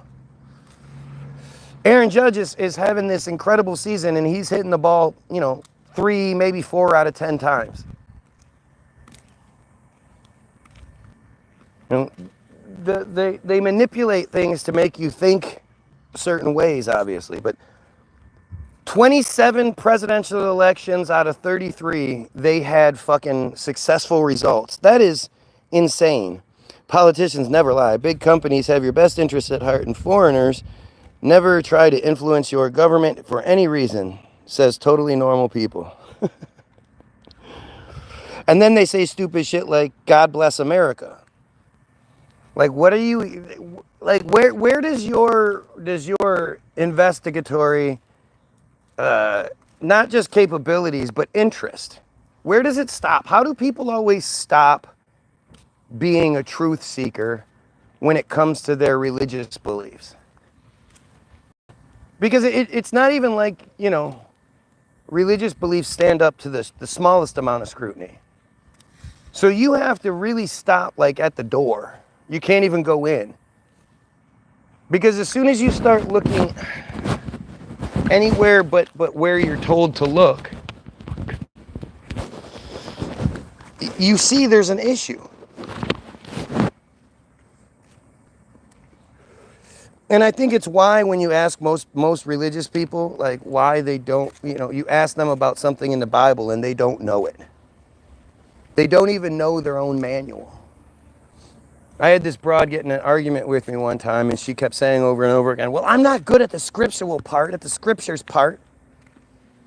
I'm not good at that part. But you believe it, right? Is NASA real? Well, it's a real thing. Is what they do real? No. No, I can't show you my grass. Why do you care?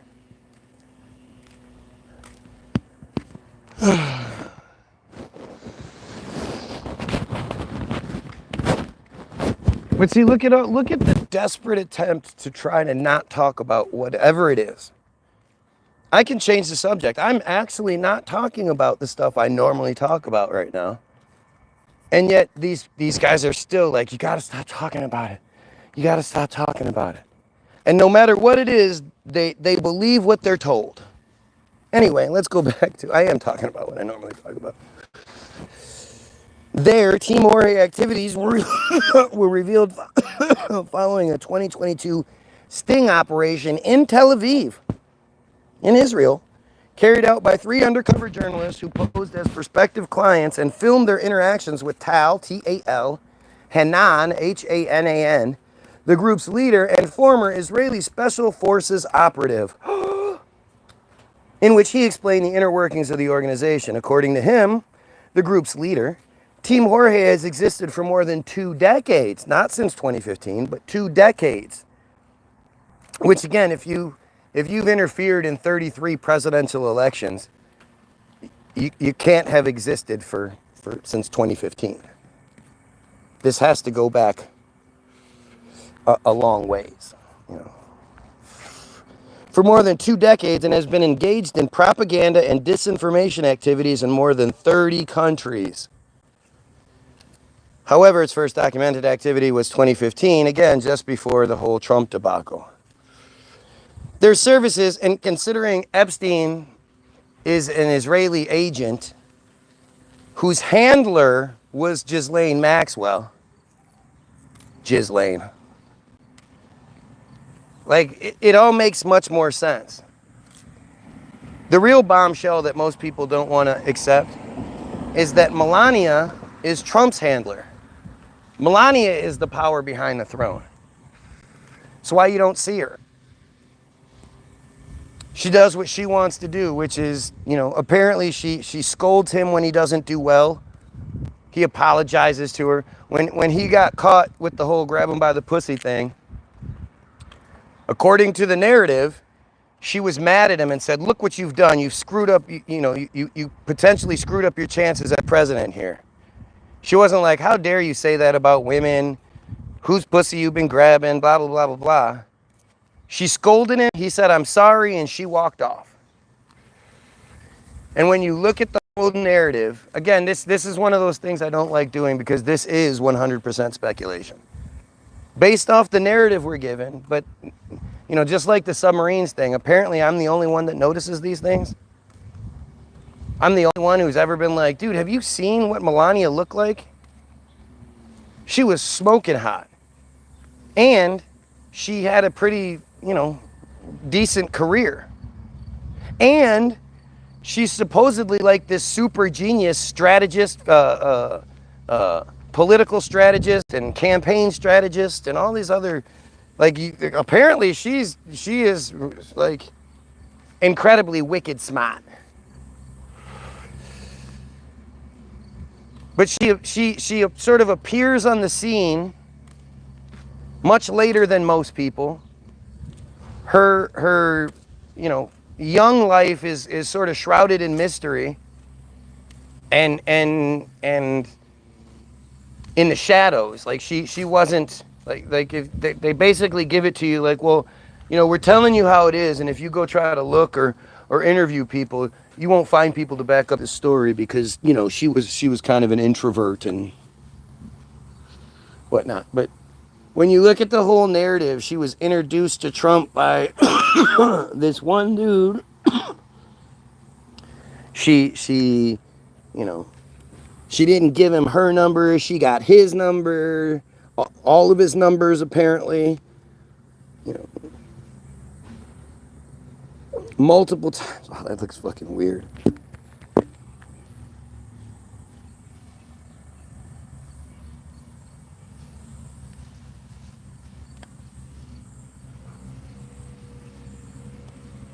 What is going on here? That is fucking strange.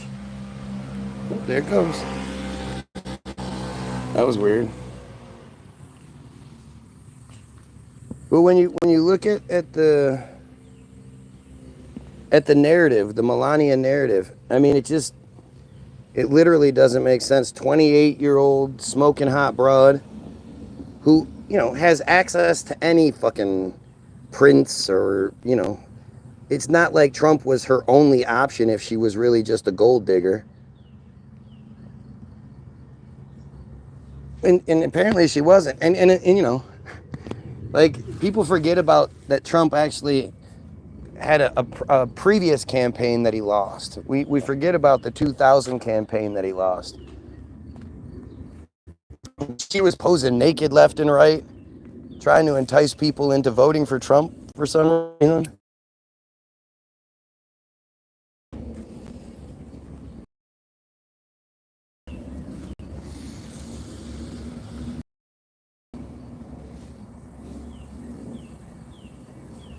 Hang on a second. Yeah, that's what I wanted to do.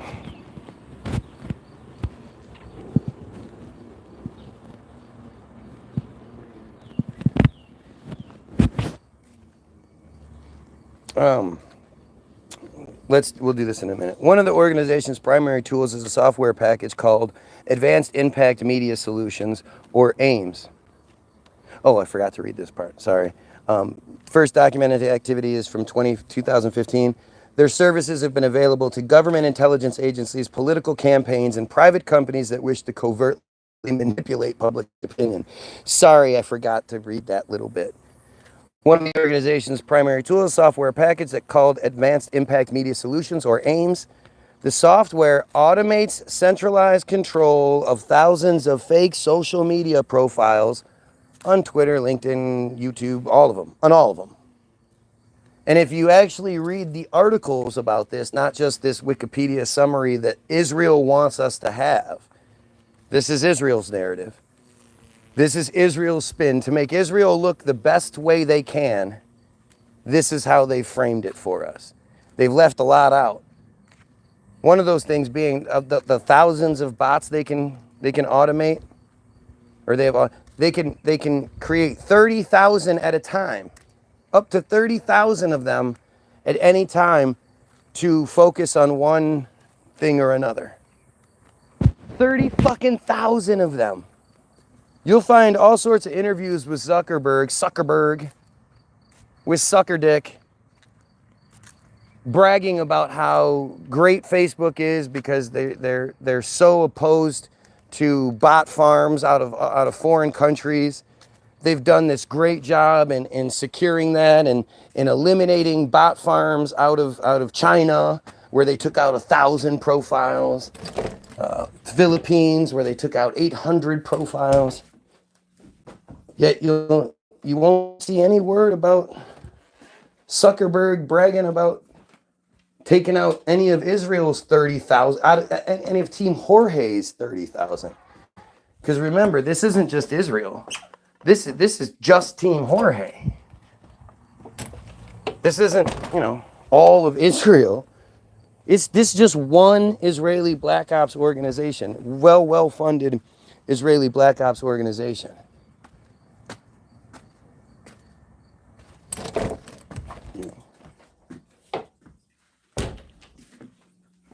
Like, this is the shit you just don't think about.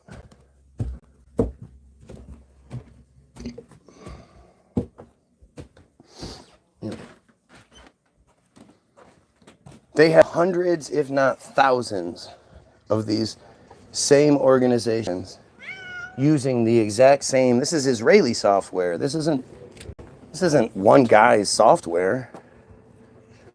This is Israeli government software. They say it's unrivaled. That in the news agencies from all over the world that were coordinated, including the United States and a bunch of other ones. Don't know the list offhand, sorry. But it's on here.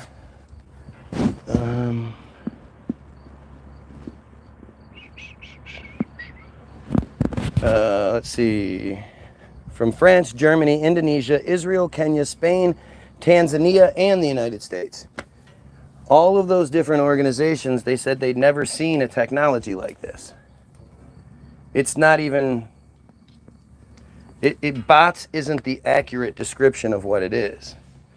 They say it's more like avatars in the way they cross platforms, and they communicate in ways that typical bots don't do. Right? So it was 30 outlets. Over 30 outlets were involved in the exposure, and none of them had seen anything like this. You also have act.il. Act.il was a social networking service used by supporters of Israel to oppose online anti-Israel content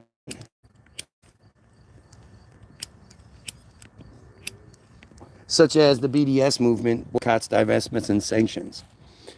Its activities were referred to as an online propaganda campaign, quote, and a, quote, virtual situation room for pro-Israel experts.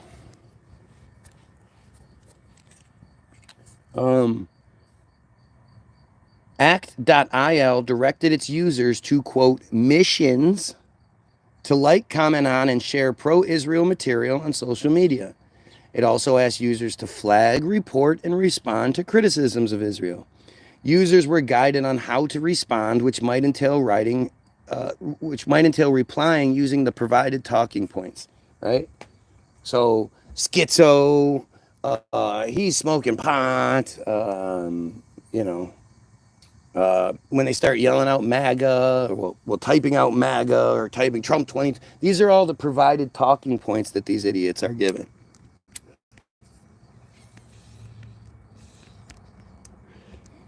This is how they operate. And again, this page, act.il, is completely locked. You can't edit this page. Reply using the provided talking points, or sharing or upvoting an allied comment. The app also provided users with ready-made memes promoting Israel's perspective for them to share. By completing missions, users earned points, unlocked badges, and had their scores displayed on leaderboards.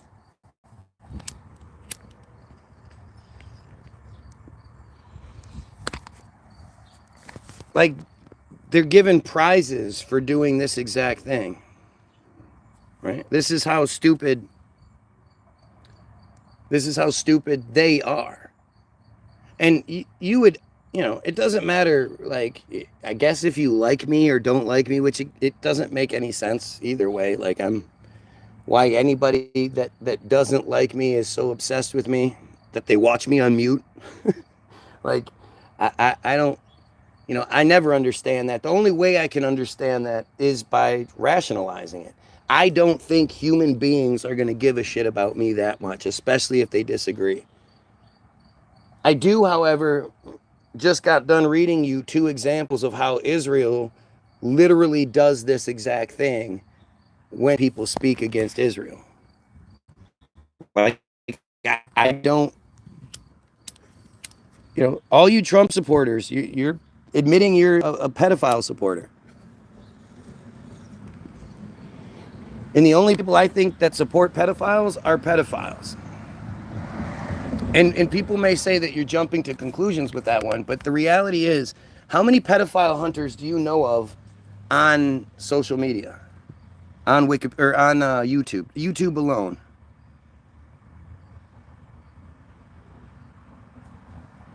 Right? Just on YouTube alone, I know of at least like 10, 15 that I could probably name off. But then there's so many other platforms that these guys work off of. And so you see, Chris Hansen, you see them say that every profile they put up is hit up by hundreds, if not thousands of different, hey, what's up? Hey, what's up? Hey, what's up? And it's immediate. Ding, ding, ding, ding, ding. The ones they catch are the ones that have the compulsion to actually leave the house and go see if they can rape the child. Most of the people, they're just into sending horrible pictures and videos to each other. But that shit is so prominent. Like you probably, maybe because you put the blinders on, so because you don't want to see it, you wouldn't believe how many of those abusive profiles exist. And so you have to understand that those people are the ones that are also really good at working behind the scenes, at making fake profiles and fake IP addresses and doing all the shit that the average person has no idea how the fuck to do that shit, right? But to think that, like with as many of these pedos that are caught on a daily basis via social media, to think that a large portion of them wouldn't be here, the ones that are literally talking shit to the guy that thinks we should kill pedos. Like, and then they say shit like they support Trump. How does anybody support Trump at this point? You must be fucking blind, purposefully blind. Fuck, lighter's out.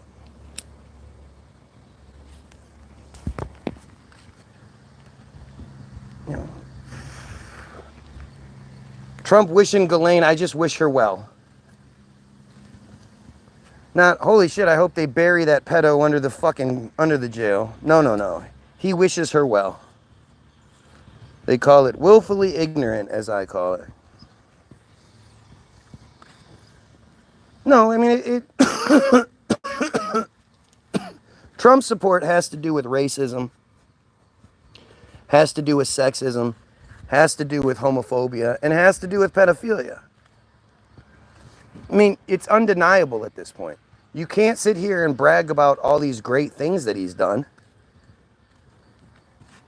You probably can't even name one. But, let's just say he wasn't on the list, right? Let's just say that somehow they finally provide you a list all these years later, and for some strange reason, Trump isn't on it. Well, are we saying that excuses the obfuscation that he's been doing this whole time? Does that excuse the lack of transparency that he has, the way he's treated it, the things that he said? Even if he doesn't, predictably appear on the list, that doesn't excuse any of it. Because any of the real people, like non-pedo people, would be like, no, I don't give a fuck about our friendships. I don't give a fuck about our allegiances. I don't give a fuck about any of that shit. You're on that fucking list. You're associated with this piece of shit. You can be proven to have been one of the clients. Fucking bury you. That's it. I find out my best friend is a pedo. He's not my best friend anymore. I'm literally never talking to that piece of shit again, and I'm advocating for their death. Right? There's no excuse for that shit. I don't care if you say, oh, well, it happened to me as a kid. Well, if you know what the fuck that does to somebody firsthand, and you do it to somebody else, you're even worse. Kill you twice.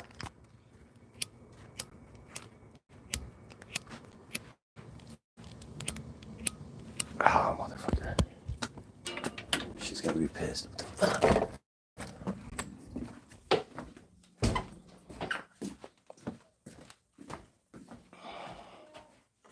What's up, Dookie Duke?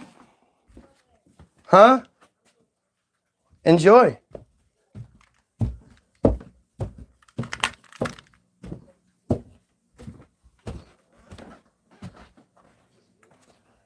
I don't know if it's possible, but I assume it is.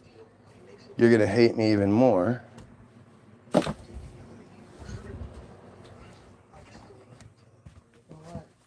took the lighter because the other one died.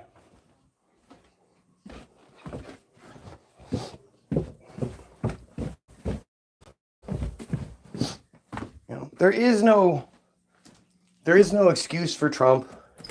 There's no excuse for Trump supporters. It's all obvious bullshit to me. I don't understand what anybody is even like. Think about it like if it was somebody else. You'd absolutely call them out for everything they do. For everything he's done. At least, I would. I speak from this perspective because I know I'm right. I don't question whether I'm right. I know in my heart and soul I'm right. Gun to my head, I'm right. All the information that keeps coming out proves me right. Instead of like the more that comes out, the more exposes how maybe I was wrong or this, that, and the other, like with religion or with anything else. The older I get, the further I go, the more that comes out, the more I've been right this whole fucking time. And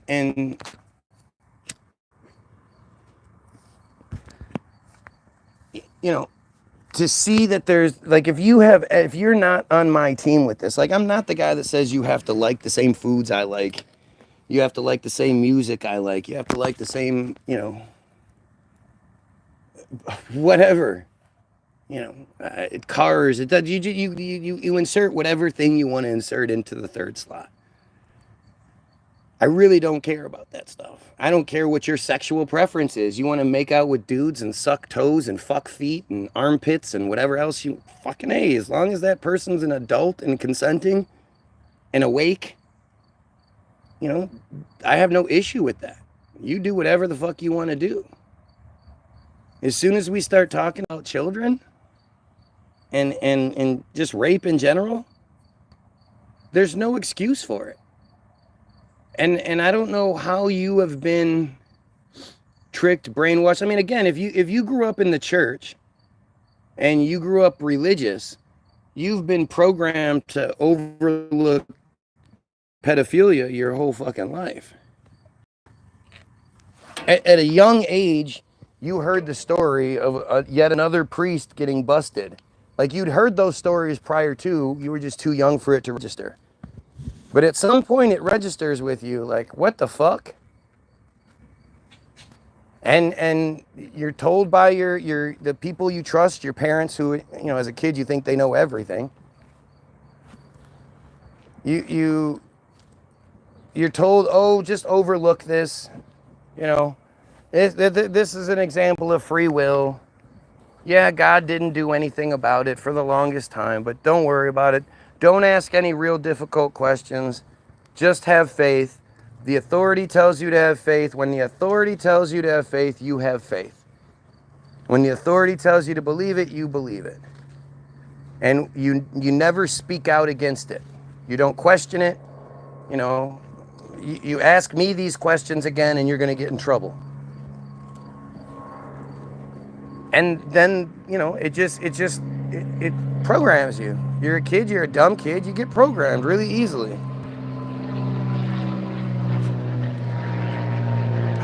I mean, again, look at the comments. Desperately trying to make me some sort of bad guy for calling out pedophilia. For questioning the slavery, the genocide. Who the fuck is going to do that other than pedophiles and Jays?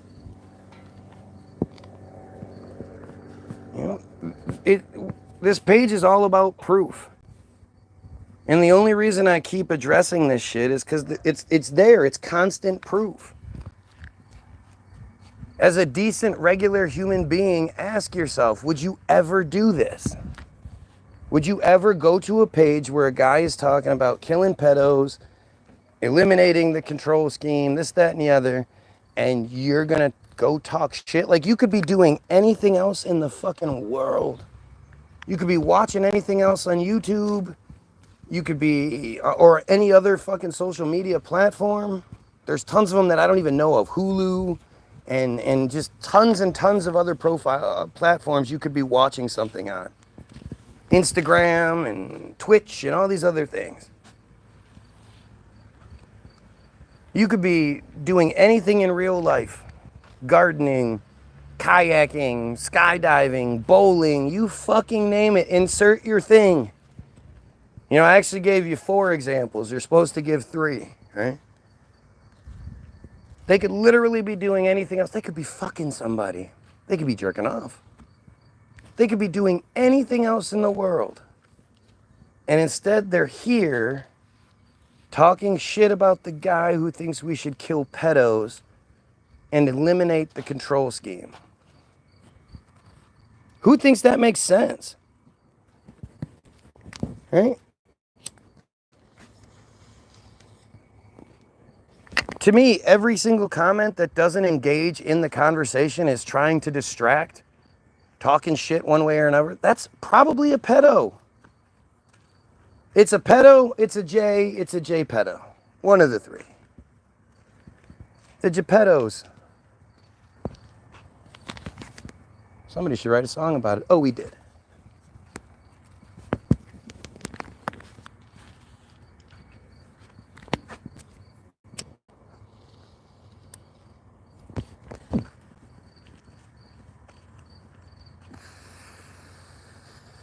Who else would do this?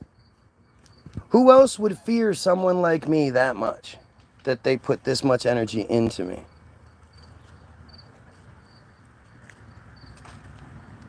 It's just stupid. And it's just like anything else. The same people that you see that are like supporting Trump, if you see somebody saying how much they support Trump, you're going to say, oh, you're probably a racist. At this point, you're going to think you're probably a pedo. Why are you supporting this racist, pedo, homophobic, sexist piece of shit? Why are you supporting this Netanyahu puppet? Karen knows a good song. There we go. Free download, www.the-bilderberg, bilderberg-group.com. It's free. Just click download. It'll ask you how much you want to pay. If you want to donate, that's great. If you don't, just fucking download it and share it. It's all we ask.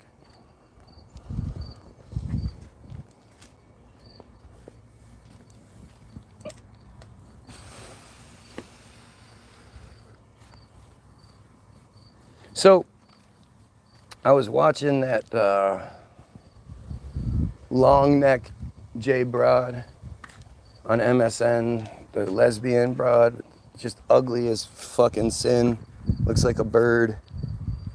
Rachel, is that her name? Rachel? Black hair. She's just awful. She's awful.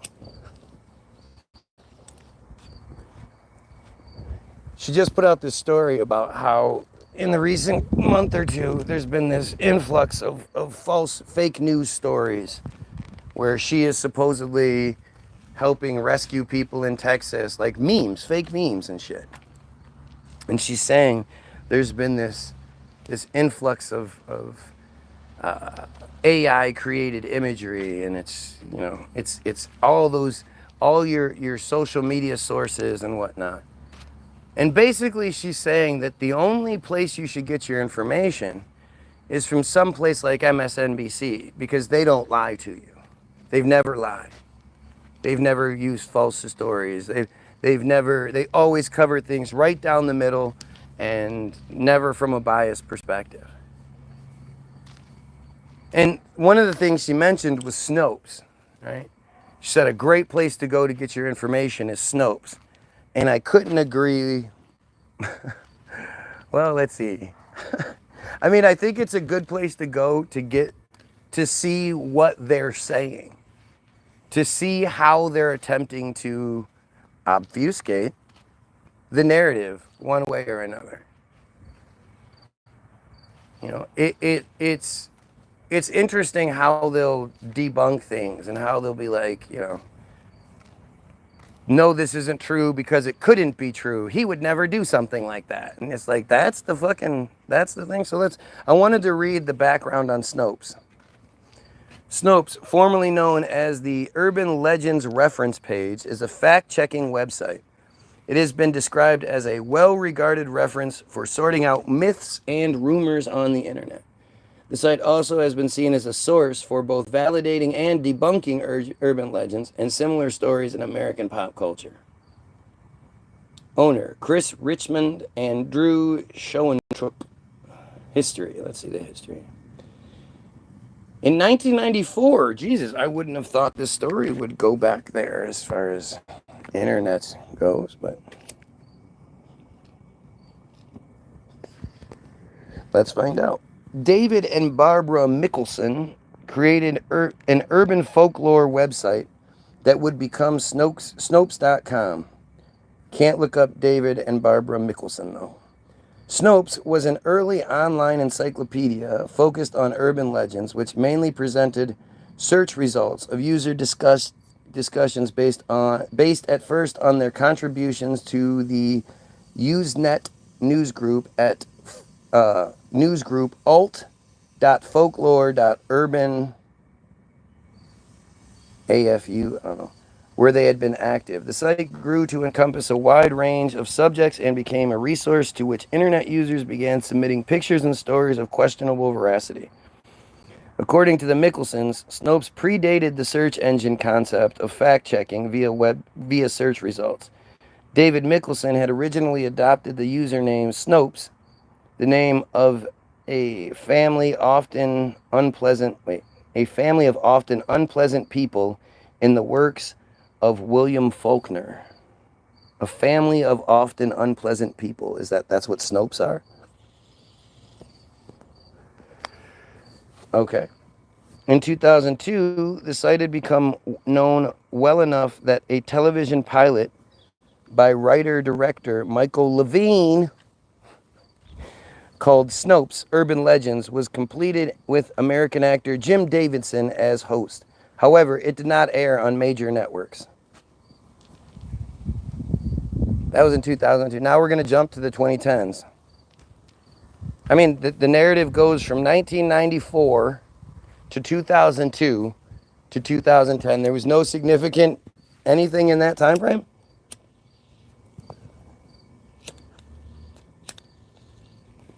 That's pretty weird.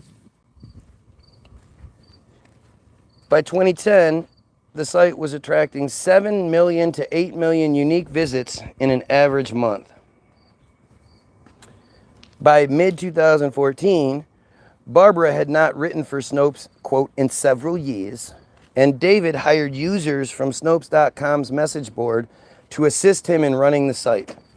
The Mickelsons divorced around that time.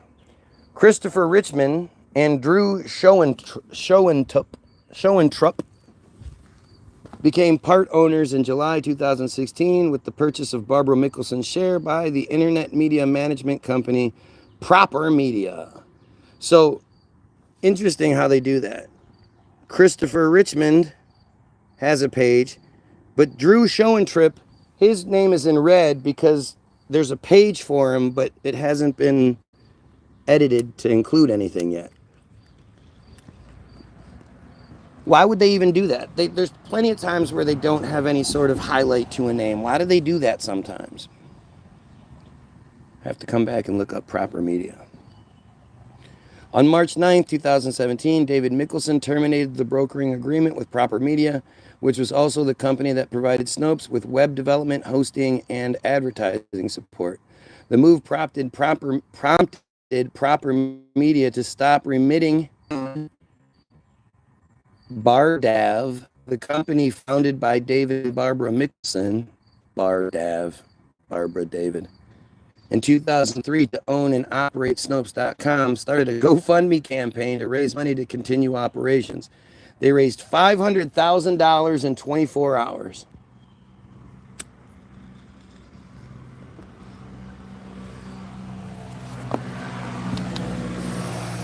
Later in August, a judge ordered Proper Media to disperse advertising revenues to Bardav while the case was pending. While the case is pending, give them money?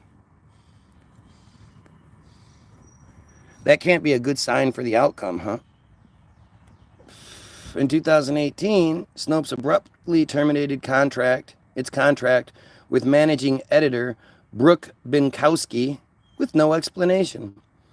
By the time Snopes co-founder and CEO David Mikkelsen confirmed the termination to her, the situation was still not clear. In early 2019, Snopes announced that it had acquired the website ontheissues.org and is, quote, hard at work modernizing its extensive archives. On the Issues is a website that seeks to, quote, present all of the relevant evidence, assess how strongly each piece supports or opposes a position, and summarize it with an average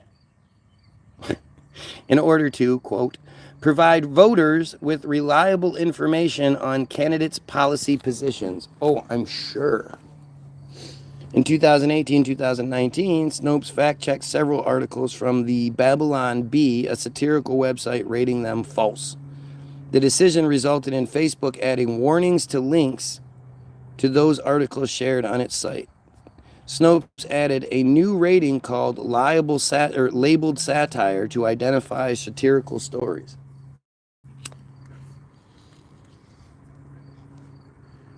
That's so strange. Like it's like, what gives these guys the authority? Especially considering there's one clearly all-powerful CEO who had been here the whole time.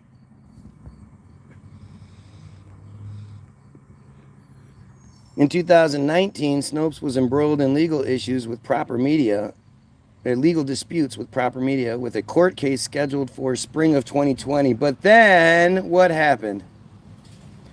By then, Proper Media had become a co-owner of Bardav through acquiring Barbara Mickelsen's half-interest share, intending to take over overall ownership of Snopes for its own portfolio of media sites.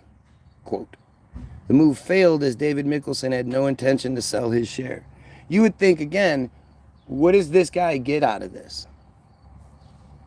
Like, at the very least, he could, if he's such a fucking super website genius, he could start some other company. He could sell this shit for a giggity billion and live the rest of his life staying at the Waldorf Astoria Hotel.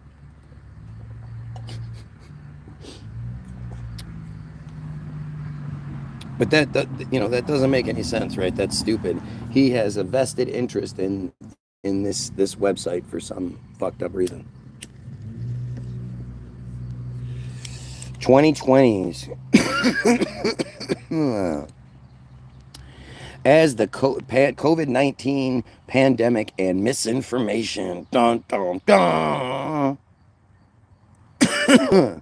As the COVID-19 pandemic started in 2020, many people tried to, quote, educate themselves on the coronavirus and find, quote, any comfort, certainty, or hope for a cure for the coronavirus. Who said that? It's a quote, but it doesn't say who said it. Non-primary source needed, it says. What's that mean? Wikipedia articles should be based on reliable, published secondary sources, and to a lesser extent on tertiary sources? Tertiary? I don't know. And primary sources. Secondary or tertiary sources are needed to establish the topic's notability and avoid novel interpretations of primary sources. All analysis and interpretive or synthetic claims about primary sources must be referenced to a secondary or tertiary source and must not be an original analysis of the primary source material by wiki editors. Appropriate sourcing can be a complicated issue, and these are the general rules. Deciding whether primary, secondary, or tertiary sources are appropriate in any given instance is a matter of good editorial judgment and common sense and should be discussed on article talk pages. A source may be considered primary for one statement but secondary for a different one. Even a given source can contain both primary and secondary source material for one particular statement. For the purpose of this policy, primary, secondary, and tertiary sources are defined as follows. Primary source, the original materials that are close to the event. Okay. Blah, blah, blah, blah, blah, blah, blah, blah, blah. Secondary source. What was I looking up? Non-primary source. Okay, so where is non-primary source? Primary source indicate an account considered and published.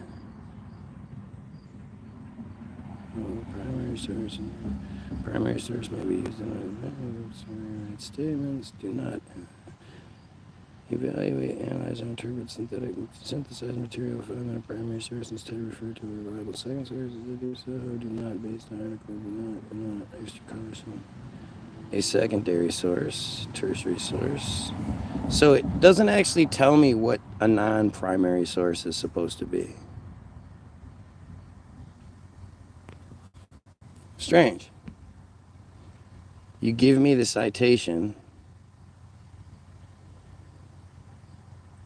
and then when I click on it, it doesn't give me an actual fucking...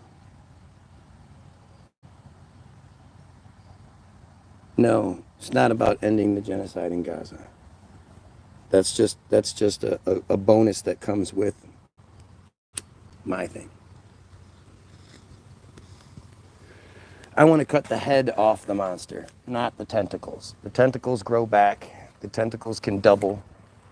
You know, the tentacles are the dangerous thing, are the perceived dangerous thing, are the non-primary source. I want to cut off the primary source. So I want to eliminate the cult that commits the genocide, the cult that is guilty of the pedophilia, the cult that pulls the strings. So should be pretty fucking obvious by now, but hey, if you needed, I'm not the type that hides behind those type of real questions, right? If you know, it's not like with you guys where I'm like, why are you guys here? If you don't agree, what's your thing? And then, you know, well, it's entertainment. Like, these aren't, most of the time you don't even bother to address it. Most of the time, most of the shit I say doesn't actually get addressed. But when somebody says something along those lines, which that wasn't even he wasn't asking me the question, it was more just saying it. I want to make sure people understand exactly what motivates me, where I'm coming from. And it's interesting how you guys don't seem to understand that or aren't able to do that.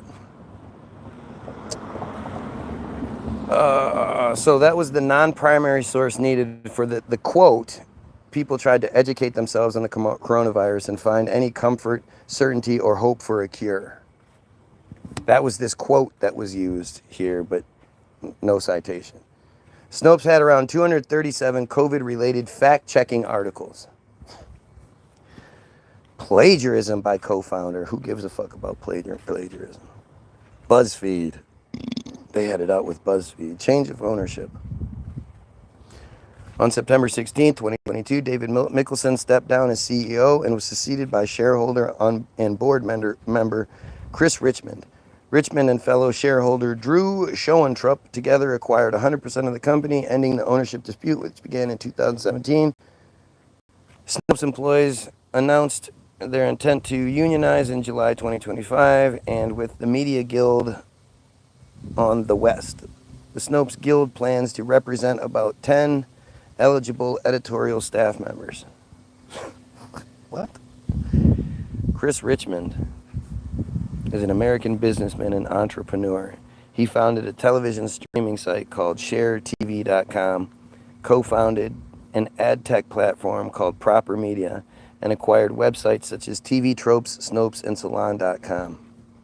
Oh, looks like we're not going to get any early life on this guy. career. Richmond founded his first large website in 2007 called ShareTV.com. This became one of the first online distribution partners of Hulu and the WB, and was one of the first sites to stream the Oscars online. Man, you would think this guy is ultra connected. He's 38 years old, born in July 29th, 1986 in Oakland, California. That's literally like, there's nothing here about him. Like, you can see a bunch of his career kind of shit.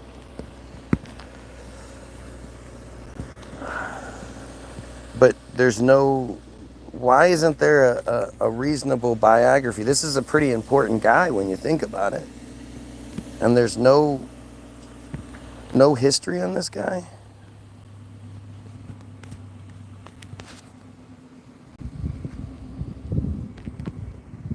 It seems really strange.